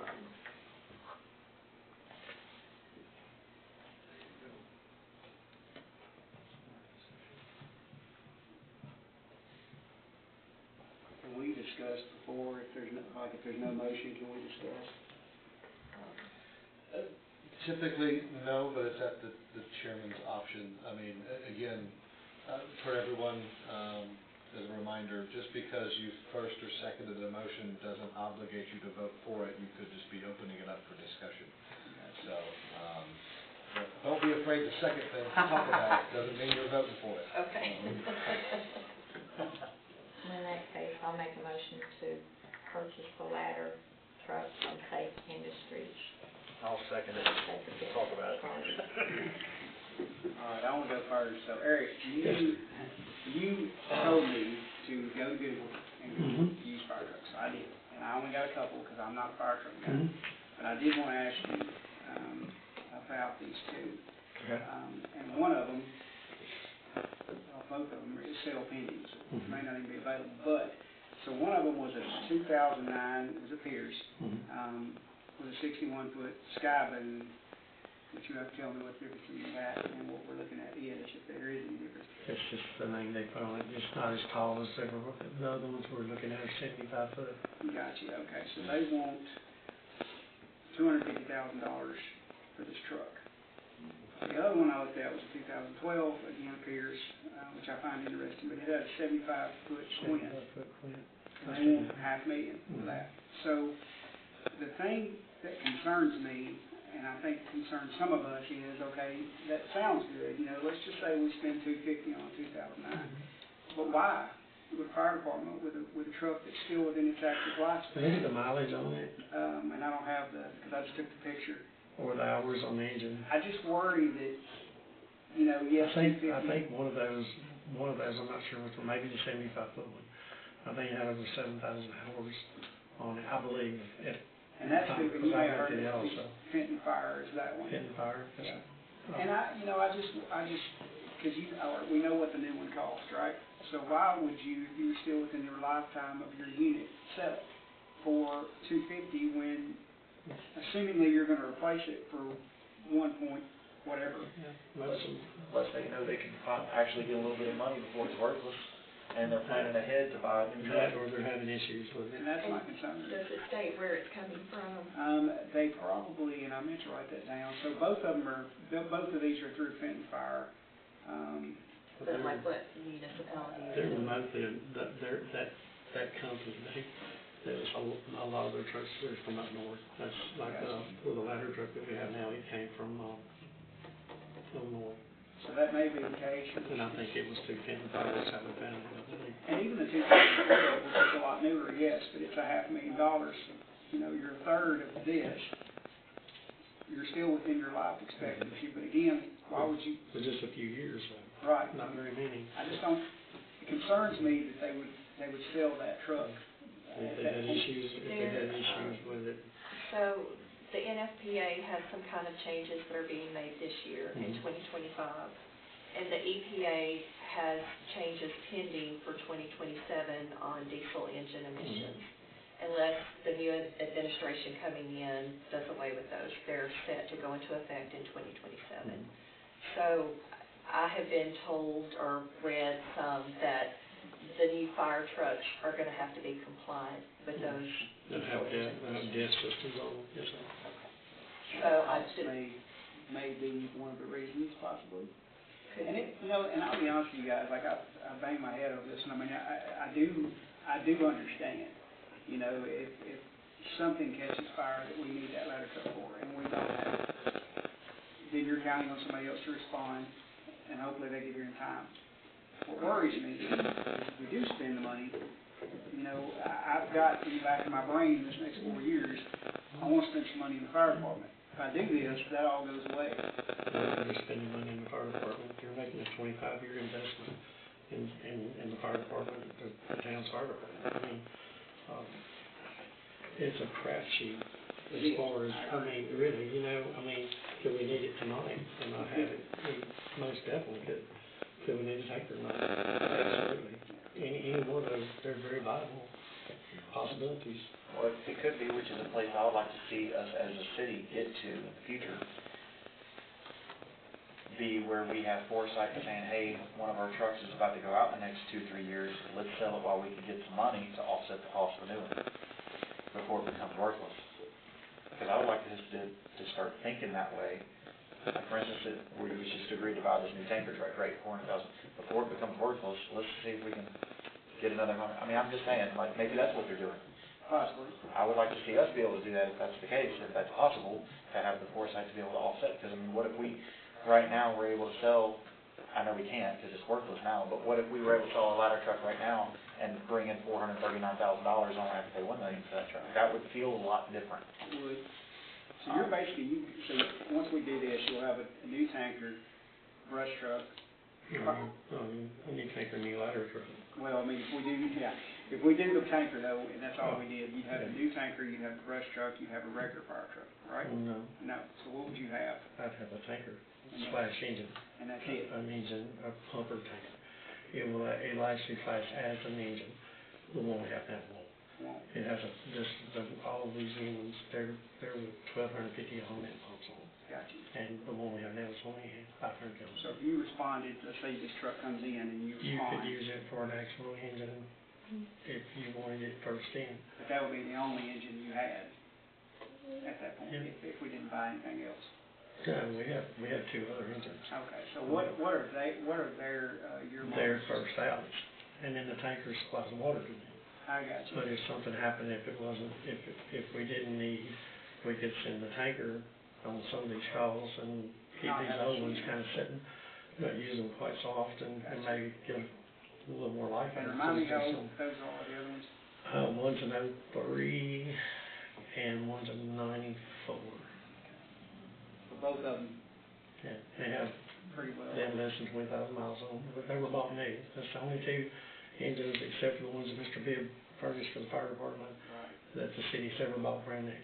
And And obviously, that's made a difference, I mean, they're still in service, but we don't, And we don't. they still do just fine. We haven't, we've had to repack the pumps on them, and we've replaced several valves on them, or had to rebuild several valves on them. And what brand are those again? One's an E1 and one's a Fiera. Now, does this ladder truck carry water as well? Yes, 500 gallons. And it has a 1,500 gallon main pump. What is our response, do you know our average response time on a fire, like a structure fire? It depends. It depends on where it's at. Ballpark? I think 90 some odd percent, 80 some odd percent of them are in like the 8 to 12 minute range, I think.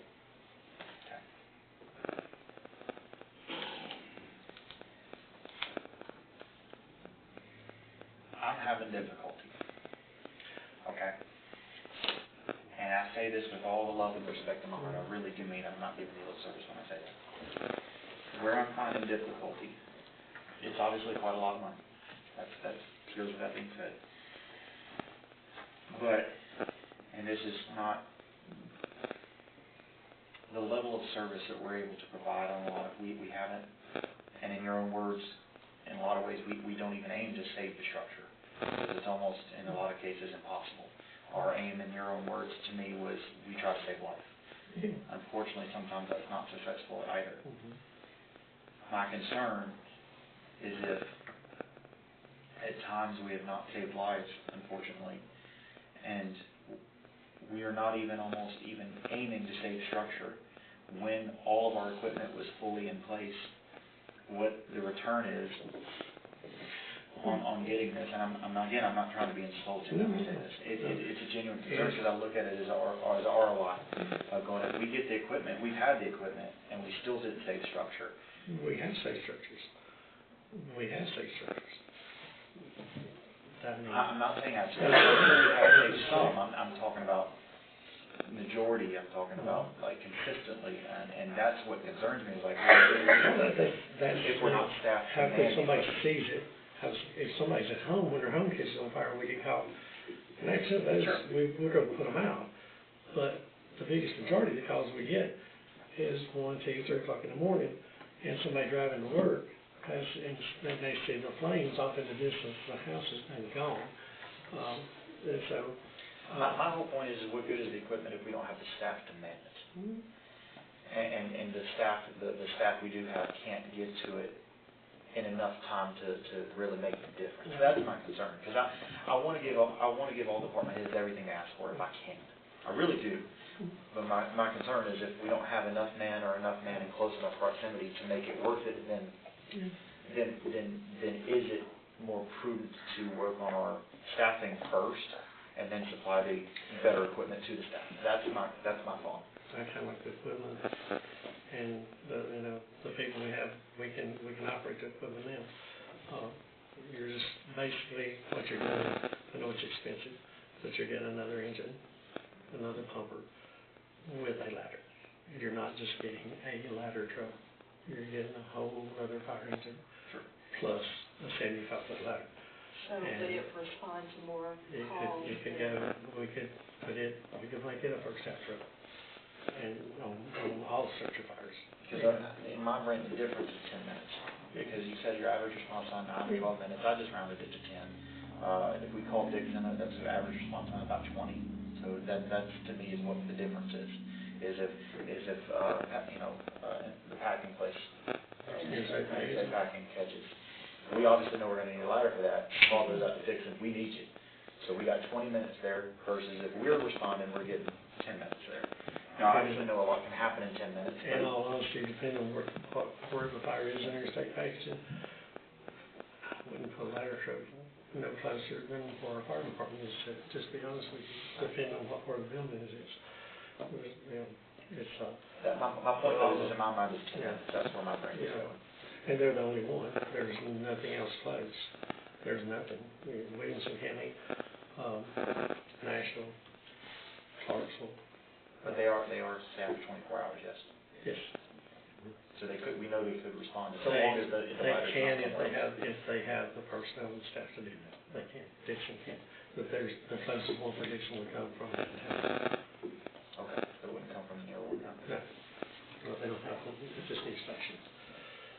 they have 2 ladder trucks, one's there and one's out on Columbia Road. They've got a new one ordered. I mean, just something that I'm chased on. I mean, It's like you said, and I've said, and you said, you know, if we buy this thing and we don't use it for 10 years, they're gonna hang us. If we don't buy it and the condos burn and 3 people die, Well, if you don't, it's gonna last longer, the less it gets used. I mean, you still have to take care of the maintenance on it, so keep it up. I believe Dixon did get a new Quint for Station 1 though. They hadn't got here yet. And got They messed up the paperwork, and it's a year behind. I know you're telling me that, yeah, that's not good. They have 2. Kind of like the residential sprinklers. It's what you put on, the price you put on somebody's life. If you don't make enough sprinklers, you're not making enough sprinklers, kind of same thing. I mean, but like I said, it's a crapshoot. You know, we have thousands and thousands of dollars we're putting out there. Some of it don't get used once every 2 years. But we've had calls in the past where we needed that stuff and we didn't have it. And we had to adapt and improvise and come up with something to make it work. And so over the years, we've managed to scrape and scrounge and add on little pieces and bits here and there to where we have this stuff. And the capabilities of road rescue, that people that can do that. Do we do it else? No. We've had to go to Cheatham County and have to do 2 body recoveries because they didn't have anybody to do it, but we've had calls where we didn't have people do it, so we have people, got some built and trained them to do it. It's you know, kind of like the police, you buy them guns, how many times they shot somebody with them? But you keep them in good guns, and you keep them in the car. That's the difference, you know. Do they how to have big guns all the time? They got the newest guns? Yeah, I kind of didn't have the newest guns, but how many times they shot anybody with them? Just a silly example, that's all. Speaking of examples, when does it stop? When do we try to buy a light flight helicopter for $7 million? You can't buy one for $7 million. Well, sorry. That's 25. Somebody just bought one. Yeah, about 25. About a new one, about 25. I'm just saying, so, you know, if we needed a light flight helicopter and we didn't have one. Well, we have one now, we call it. We don't have one. No. So that's what I'm saying. We can depend on surrounding people, places for a light flight helicopter. We don't handle the EMS either. We do first response, but we don't handle the EMS. We do set landing zones for light flight anytime one comes in. And we've even been known to take them to the calls if it's an extended extra. I mean, throw hypotheticals around all day long. And to respond, I mean, obviously it's a facetious point he's trying to make is how much money, because we can what if all day long, because it can get more expensive. And the same as your example, you know, Glock is a lot different expense than a $20 million truck. So, I mean, they are, money does make a difference. I get your analogy. They're both valid. They are both valid. It's strictly up to you folks. You know, we have one, I'd kind of like to keep one. It's up to y'all. If you think we still need it, I absolutely think we need it. They said Dixon has one on the way for which department? They'll move it, it'll go to Station 1, and the other one may come to the station out here at Black Ridge Side. Maybe, I think. If they don't get rid of it. They spent a lot of money on maintenance. They've had issues in the last few years. Brother, what do you think? I guess help the new person here, and it's not going to sound like I'm sitting here thinking, I don't want, Carl's over here talking, he sounds so eloquent, stupid. So we currently have a ladder truck. Yes. And it is at this point, it is a liability every time you pull it out. It's parked. It's 43 years old. Right. You can't buy tires. Right. But if there was a call, you would attempt to respond with it, or it's going to sit there? Yeah, it's going to sit there. The tanker is the same way. Okay. I guess what I'm thinking is, and maybe this is shifting the conversation away from what needs to be happening, but I know in the work session, we had discussed this, and we discussed the money, and we were discussing the possibility of of a special census, which could potentially yield us, correct me wrong, the number someone threw out was $100,000. Is it, I guess, I'm going to use a phrase, I don't want to be insulting to you, but is it unrealistic to, and I guess it's kind of redundant too, but would it be, I don't want it to be insulting to you, but would it be possible to buy something like Brian has found on here to get us in the meantime till we can be in a better financial situation with this special census that could or could not be done? Could we buy something in the meantime? Yes, I understand that would put us, two ladder trucks potentially. You could sell one, whatever, but buy something that'll float us in the meantime at a cheaper, a dollar amount, and then we properly budget and seriously look at and plan for the purchase of the best and greatest ladder truck that we can afford. Is that something that would... You could absolutely do that. Is that something that you have thought about? I thought about, well, that's what we have now. Okay. That's what we did in the past. Everything we've got to use except those two trucks. But we've never followed through on the second half of that step, which is preparing the budget for a brand new... No. That's what I'm hearing. Because I agree with Ryan said in the work section, like, I don't want to rely on other people. But I get Scott's point. I thought it was a very fair analogy, the life flight part, like, where do we stop? But I think a ladder truck's reasonable, especially when we have the facilities in the industry that was mentioned here earlier. And now the residential stuff. And now the residential stuff. They're so close together. That's where Jacob's difference is something to get us close. The odds are being used more or greater now than they were when we got the first one. Just to help you, Jacob, the existing ladder is paperweight because since it won't pass pump test. Right, they can't. Right, okay, yeah. So we're gonna sell it for like $1,000 maybe. I mean, yeah, no, I get it. It might break 4 or 5,000. Yeah. Fight fires with it, it's gonna be fine. I can see Brian roll down the street, man, like happy. So let me ask you this: and this is hypothetical, all this hypothetical, but if you spent $250,000 on a used ladder truck, and we gave you $100,000 to maintenance that truck, for off the rip, are we gonna have anything worth anything? I don't know. And that's the problem. Buying used carpet, you're buying a used ladder truck, and the hours it's been ran, what issues they've had with it. Most of them keep pretty decent maintenance records, so you know what they've had to spend on it. They're not gonna tell you about all the grindings. They're not gonna do it. If no used car salesman will do that. Do we know how long, just on the tanker we've agreed on, do we know about how long that note's gonna be, if we just did that? Just I did not check with them on a broke down package. I just did the together for the 20 years.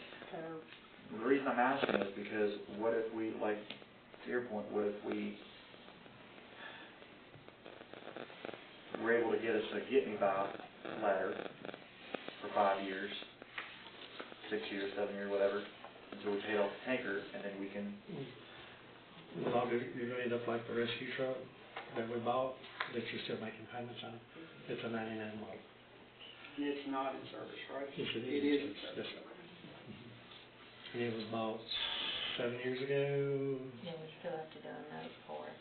We still have about 2 years I of think payment. that's the only reason I knew about that. I thought it was paid off actually, and I didn't know there was. But I mean, I am verbally concerned about buying a used just because... And we put a $10,000 front end in it this year. Yeah. And had to have the battery boxes rebuilt in it. And we've done a lot of work on the AC unit, and we're still fighting with that. I think all the way around, it's definitely a... Well, we're gonna lose no matter what we do. Well, My and that's just, concern is that when you buy used, you're buying somebody else's trouble. and that's one concern, because like Eric says, they're not gonna tell you, well, we're getting rid of this because they're gonna let you buy it. And Not like it's a certified, Well, they can give you the paperwork and show it passes the pump test, it passes the ladder test. But what they have to do to get it to that, and what else is there that might mess up after it's changed hands? I think, I mean, it's the fact of what, in my head, you know, ideally, we buy this tanker.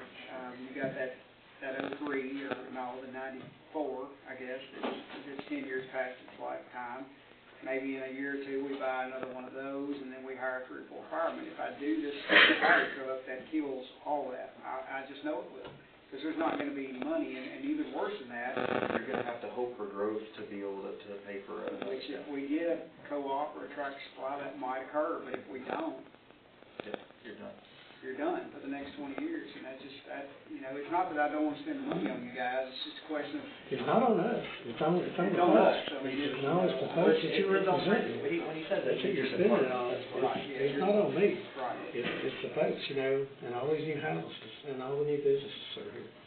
And the height of them, and how close they are together. right. It's changed. And granted, there hadn't been any fires in any of these homes yet. But it's not, sooner or later, there will be one. There will be one, I mean, absolutely. it may not happen in my lifetime here. But it's It may not happen in their health, but it will happen. Well, I will say this, if it passes and we get this ladder truck, I know we was talking to Misty, yesterday about the census, because the census is a gamble, it's a dice roll. And I believe you had some ideas about the most, it's gonna determine on how much response we can get from the community, and I believe you had some ideas of, and I hate to do this to y'all's departments, but if we're gonna pay for this stuff, is what we gotta do, is you said, get the fire trucks out there and actually help get the people to time the darn census, so that way we can get. The last one, you have no idea. So you went knocked on the door and had the door slam in your face, because they don't want to tell you. I was they don't door-to-door want to tell you salesman for that- years, I know They don't want to tell you that information. They do not want to tell you, and you would be willing to slam the door. I don't like it. I don't, I'll be honest with you guys, I don't. And so I do think that's a gamble. But we did that the last time. The firemen, we done hundreds of homes, and among whoever else, someone with the city done it, and a few other volunteers have done it, and it's hard, and I mean, it's really, it's a pain. Years ago, I can only be cussed so much. Mayor, if I may, just a couple things that were brought up, just to clarify. Because of the expected lifetime of the vehicles, I don't think it matters if you buy 5 or 1, you can get a 20-year note if you just get the tanker. And there's no packaging on interest rates, it gets bid out. So if you get a tanker down and a ladder truck next month, it's not going to change much. You're just staggering. So treat them together, treat them separately.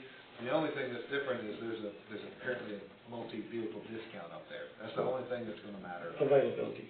Yeah. Well, Availability too. I'm If talking you wait about. 6 months to order one, to buy one, you're looking at 2 years at least.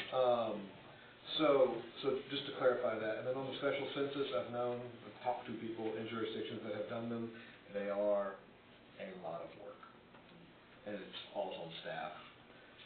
So just keep that in mind. Now, most of the time they are very successful, but it's all about response rate. You only go up, went up 50 people because that's how many people responded. It probably wasn't worth it, because it does cost. You have to pay for the census. The federal government just doesn't do it like they do the decennial census. The town has to pay for it. I don't think that check's cheap. So just keep that in mind. I did send out an email asking about information, on Friday. I haven't gotten a response yet, so. And I recall the city of Dixon did a special census within the last 10 to 20 years, and the numbers did not come back significantly higher than what the original census numbers were. So they may have increased some, but it was not the windfall that they had hoped for. And what we know is like 2 or 3 years prior to moving over here. 3 years prior. Yeah, Franklin did one, and theirs worked. I think the only other one I knew of, Spring Hill, just went through one, or is about to go through one. Because there are signs everywhere. It's like, please participate in the census, you know. So that's just one aspect of all of this. I wanted to share that with you. There was one time, by the fire department, and I want to say it was Mount Juliet, maybe. It was very successful. but they bought like a software program that everybody could interact with. All of their citizens could get on, and they had it almost like, let's see, you know, if this whole subdivision responds before this one. So they kind of made it, you know, out as a, so that was successful, but I'm not sure that I was going to buy the software. That plus the cost of actually doing the census. People do it, I think. Just one other thing, one comment. When I was talking to the reps to get some pricing and information from them, on the companies where you do have to order it, and there is a 1 to 2 year waiting period for the trucks, it's not like we have to pay for the entire truck up front. I believe it was with Rosenbauer, you don't pay until it's delivered, of course. So that does give you some time to plan, to budget, and And the price can change. and the price. Well, Rosenbauer would not lock in their pricing. Sutton, they were more willing to hold the pricing. Okay, well, they said they would hold the pricing. I would definitely want that in writing. But yeah, just putting that out there. I guess I've been, and this is, I'm just thinking about waiting on them, listening to the news, and Metro has been waiting on their, snow plows that were supposed to be delivered last year, and they still don't have them. So is that gonna, they say 2026, or they say 2027, is that really when it's gonna get here? You know? So if we did move forward with the E1, the purchase would only be, or the purchase would be contingent on the availability. Like, we would not agree to wait 2 years on an E1 truck, ladder truck. It's about now. Okay. If they have it, they even sent me a picture of it with the graphics for them, and the tanker too. If you want to, but That's the one available, you Jay. can't do, you're looking at 25 years. That's also the company from the last meeting that y'all had, that a letter was generated and sent saying, we're taking this up in January, so they are kind of. Yeah, they're sitting. That showed your interest in them, so. They contacted me 3 times today, and I'm not telling you anything yet. Because they've got other people looking at it. Madam Mayor, you said get you calls, do you have anything else to add? As of right now, we don't have budgeted $150,000 here for payments. We don't have, I feel like we're not far enough into this fiscal year to know what our sales tax revenue is going to be like, where that's going to come from. We have money in the general fund that, yes, we could pull out the payments for a couple years, maybe a few years, without it being too painful, but beyond that, we're looking at that payment having to be built into the budget. And it's, the revenue's going to have to come from somewhere, or other departments might have to look at budget cuts, or it's going to limit what we can do for other projects in the future. Now, the good news is through the tough tax raise we went through, a lot of those are one-time expenses. And so we are going to have that gap minus inflation this next year. That's going to be built in, that, because there's, for instance, everything you talked about tonight, the documents and the access, all those aren't going to be repeat expenses next year. So we have a little bit of buffer. We probably, that could maybe assist with this at least for 1 year, and let's account for inflation going into this next year. And maybe just, we won't have just any project going into 2026, other than just doing an inflation increase, or at least looking at that, because maybe we use that buffer to help, at least how to help us offset for 1 year. That's just my thought, because maybe we might have worked ourselves a little buffer there. For a few years, we can, I could say that we could swing the payments, but beyond that, we would probably be looking at additional tax increases or budget cuts somewhere. Hope and prayers for growth or census or something. When does the cost for 911 start? I have to pull it soon. For the radios, because there are ongoing calls that we pay for. Right, no, I'm talking about the equipment we have to pay our part of. Yeah, all the jurisdictions signed off on the interlocal with E911 before the end of the year, and they were getting the radios. I don't know when they arrived. And it's still another year now. Wasn't that like $300,000 or something? Yeah. I think that it had been cut back. But it was, and that's what you financed as well. They're financing it. Yes. I think it was about $250 over 5 years for the town. It was a couple million for the county. And it was all, they were paying it, but we were paying it, if I can remember right. Motorola itself, the manufacturer, was financing it for 5 years. Okay. So everybody's just contributing for however many radios they got and paying their share.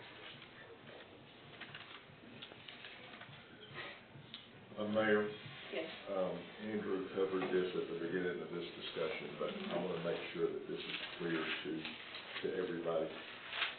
I worded this incorrectly on the agenda.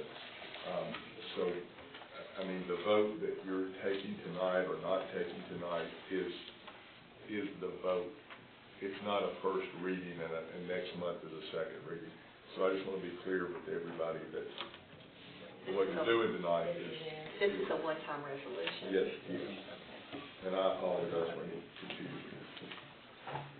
Just to clarify, it's $244,000 over 5 years. Is from a bond series that was issued for $4 million for all the radios in the county and all the cities.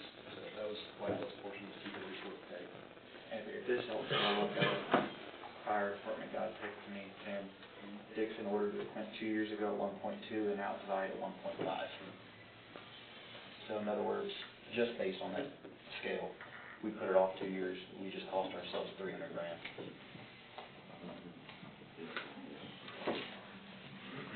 Based on that. Just, which is $150,000 a year, which is those payments.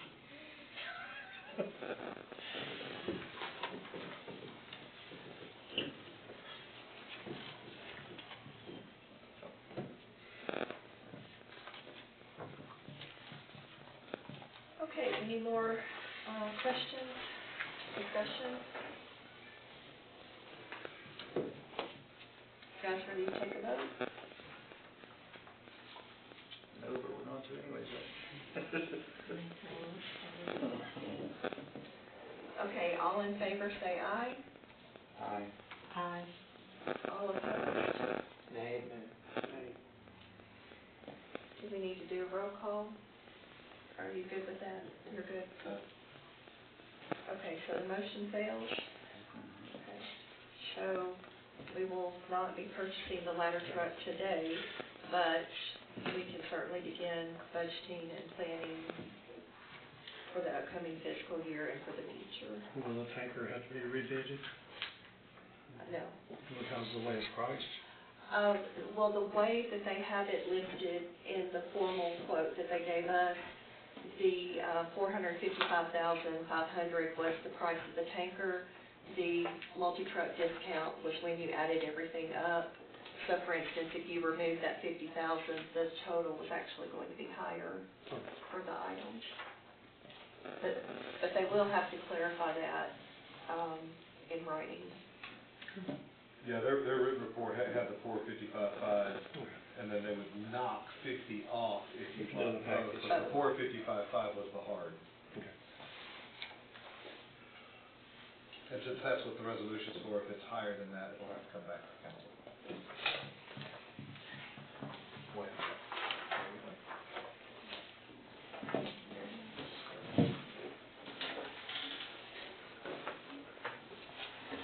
Okay, next item on the agenda, number 11, is the court report.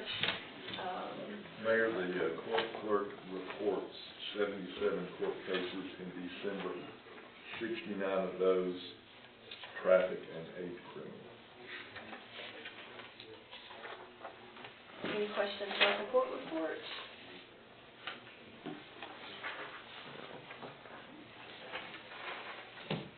Okay, moving on to streets and sidewalks, we had considered a street light at the end of Hatley Street on pole number 134672. Yes, it does, it's darker. So, do I have a motion to add a street light at the end of Hatley Street? I make that motion. Okay, do I have a second? I'll second. Okay, all in favor of adding the street light at the end of Hatley Street? Oh, I'm sorry, discussion, yes. It's probably told me this before, but where is it? So J&J Insurance, you turn right next to it on a little page street, and you go all the way to the bottom, and it's the pole at the very end of the street. So the street dead ends down there, and there's a light, if I'm not mistaken, toward the highway, one in the middle, but not one at the bottom. And why? I do not want it. Why do we want one there? The neighbors down there are concerned with the increased, I guess, crime rate, that they would like to be, better lit. In the past, and I happen to know this because I know several of them on the street, the mayor has asked, did they want one, because it was so dark, and they declined, but now they have changed their mind and said we'd like to have one. How far away is the last light? So, the suggestion I would take from the last house on the street, probably, I would say from here to the back side of the Mans, probably, give or take. So if you went up the street beside Mans, it would be behind you. It's kind of a crest, I don't know, when you go up the hill, it's kind of crest and it goes down. There's one at the crest, not one at the bottom. And how much does Peakson Electric charge us for this? I do not know that one. So the electric department will install the light, and then we pay the electric bill for that light. Gotcha. So it's I don't know. $10 a month? I couldn't guess.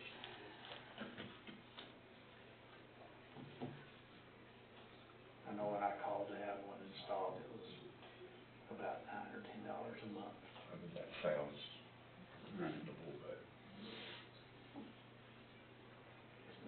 Anybody who wants a light for safety and security, I'm all for it. All for the light. Move the light. I do have a question for Jeff after this. Okay, so, we have a motion and a second for the light at Hatley Street. All in favor say aye. Aye. Opposed? Okay, so that passes. And next up, our favorite area for speed limit discussions.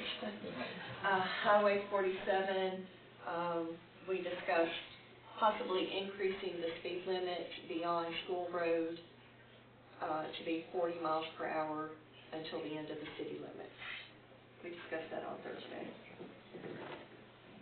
Would anyone like to make a motion to either increase the speed limit Yes, or I'd not? like to make a motion to increase the speed limit starting at Span Street, ending at Highway 50. I'll second. Oh, you have a call, go ahead, brother. No, I do plenty, man, this is you. Oh, it was me on that Thursday. Okay, so we have a motion and a second. Is there any discussion on increasing the speed limit to 40 miles per hour? It is from Span Street till the city limit. I think that's a good compromise myself, because you got the city park coming on the other side of the school, and you got the school. I do agree that it's difficult to hold that speed beyond that, so I would be willing to go with that as well. I decided to look into, and I called Jeff about this, decided to look into, I know we were told why we couldn't have a school zone at the intersection of School Road and 47, and it was because you have to have it adjacent to the road road that the school zone is on, so it must be adjacent to the school. However, in that law, there are carve-outs for certain counties that, and like Hawkins County, Hamilton County, and I asked Jeff, why do those carve-outs exist, and I don't want to misquote Jeff, but Jeff kind of said, well, when they voted on the law, these people asked for carve-outs, and it was politically given to them, perhaps. And I said, well, can we get in that? And he said, well, that would be something we'd have to take up with Mary Littleton in the legislature. But that law currently says they must be within 1/4 mile. The school grounds must be within 1/4 mile of the desired school zone. And I tracked it. And I'm certainly not accurate. I don't know exactly where the school property stops, but I pulled out of the parking lot closest and tracked it, and it's over 1/3 of a mile. So I think we would be very, anyways, they're going to be very difficult to get that carve out, let alone exchange the 1/4 mile to 1/3 mile. Yeah. Or you could get the school to buy just a sliver of property right there. That's a good idea. Absolutely. Yeah. Also, I'd like to entertain the idea of making it 45 instead of 40. Are you amending your motion? Yes. Oh, okay. To 45. Correct.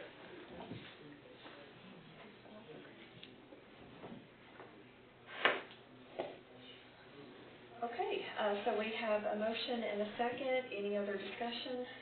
Does the second agree with the amendment? Yes. Do you agree with 45? I do not. Okay. The 45? I think we need to read So that. the motion for 45 from Span Street on needs a second. Hold on, okay, maybe I misunderstood. We're talking about from Span Street, you're not talking about the entire stretch, you're talking about from Span Street on? Okay, yeah, 40, yeah, Okay, 45, but fine with me. wait a Yeah. minute, the rest. Okay, I'm good then, sorry, I misunderstood. Past that, where, are you talking about going all the way to the end of the city limits? City limits. 45? I can, From Span Street to city limits. I said Highway 250, that's past the city limits, which is 55, even by the school, Creekwood, it's 55, and it's 55 all the way up until. Except when the school zone's open. which That's is correct. 35, I think, through there, right? So then it would go 55, 45, 30. It's Yeah, coming our way. the other way, Coming the other way. yes, 55, 45. So no, I would still second. If I thought you were talking about the entire stretch, I'm sorry. So, no. All right, from Span there's Street. a first and a second on 45 from Span Street to the city limits going north. Okay, all in favor say aye. Aye. Opposed? No. So because of the speed limit, we didn't draft the ordinance, it does have to be an ordinance, so that's just first reading. We'll bring back second reading ordinance on the next meeting. Okay, first reading. Okay, number 12, under Parks and Recreation, we have consider a resolution acknowledging receipt and endorsing the White Bluff Parks and Recreation Master Plan. Have you had a chance to look at it or review it? Okay. So do I have a motion to acknowledge receipt and acceptance for endorsing the master plan? I make that motion. Okay, do I have a second? I'll second that. Okay. For conversation, I would like to amend it if we can. Can we amend it? Yes, no? Maybe that's true. Just because, Mr. Frazier's points with the lights, I know that's been an ongoing issue. I would like to just simply itemize, put that in the plan as well. Lighting at the ball. At the ball field, and to move the restrooms to a more urgent position. I'm going to try to get everything on my notes. Yes. We're close. Was those the two main items, lights and? Yeah, because a lot of that will get scratched off with the concession building, bathrooms, lighting in the bathrooms, all of it, it'll get, Can you take care of that. give me an idea of the issues with the bathrooms presently? The fact that they're a dungeon, They're dark. and the stall dividers are rusted through, and they're dirty and mud everywhere all the time. Trash cans are always overflowing. That's, That's the I got a Little League's list. now, responsibility. is that the, That's the Little League's responsibility to keep them clean. No. Not from what I'm being told, no. Then you're being told incorrectly. so is that the new bathrooms or the Old one. The old bathrooms? Well, the new ones are never unlocked, so, you know, hard to use something that's never open. But if we could at least add the lights to it and just increase the urgency of the facility, I mean, just those two items is what I would like to amend. If that's. Motion to amend? We need a You second. need a second? I'll second. Okay. So we would need to vote on the amendment, and then you can vote on the master resolution. Okay, so all in favor of the amendment to add the items to the Veteran Parks ball field, concession stand? And the lights for the field. And the lights for the field, yes. Okay, so, I'm sorry, all in favor say aye. Aye. Okay, none opposed? No? Okay, so now we go back to the main motion and second. Okay. As amended, yes. As amended. Okay, all in favor? Aye. Any opposed? No? Okay, all right, so that passes. And then number 13, consider the town hall digital sign usage policy. So this is just stating that there will be a person or persons in charge of the messages that go on the digital sign. Do I have a motion to accept the policy? I'll move to accept the policy. Okay, do I have a second? I'll second. Okay. All in favor say aye. Aye. Okay, so that passes. This is, I meant to do this during the communication from the mayor portion, but I forgot to do that. So this is a reminder for all the council members, the statements of interest filings need to be done by January 31st for council members. Yes.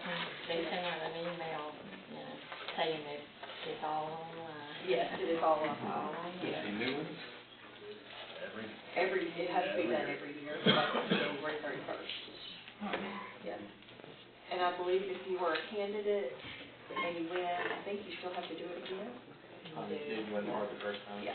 There's been some confusion with that on my end, because I asked the lady, she's like, well, you do that every year, and I was like, no. And this is like your election commission, she's like, yes, you do, and I was like, no, I promise you I have not. No, I haven't either. Well, and then she got in the record. I did. Well, and she said, if you didn't, they would notify you, and she said, your record says that you did it.